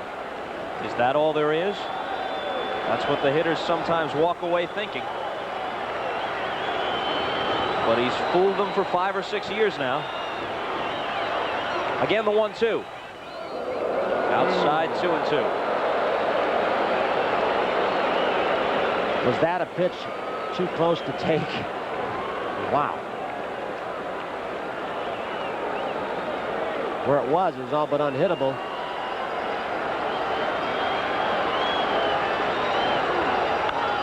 That might do it. The throw from Smith. The Blue Jays win it.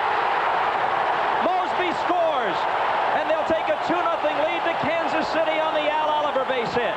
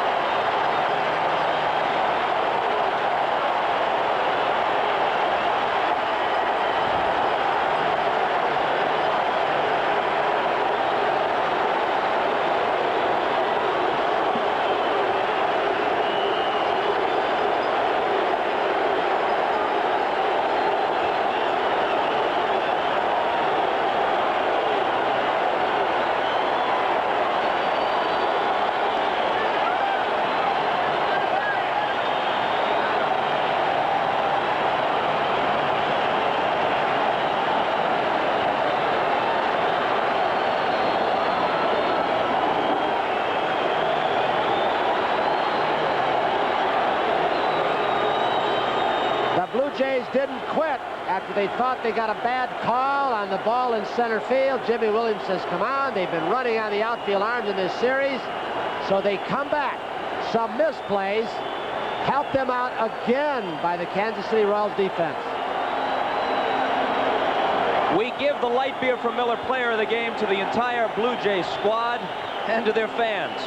So a check for $1,000 in the name of the Blue Jays goes to help fight multiple sclerosis. The only consolation for the Royals, the noose is not quite as tight as it would have been in past years if this were a best out of 5. There's still time to regroup. For Tony Kubek, I'm Bob Costas.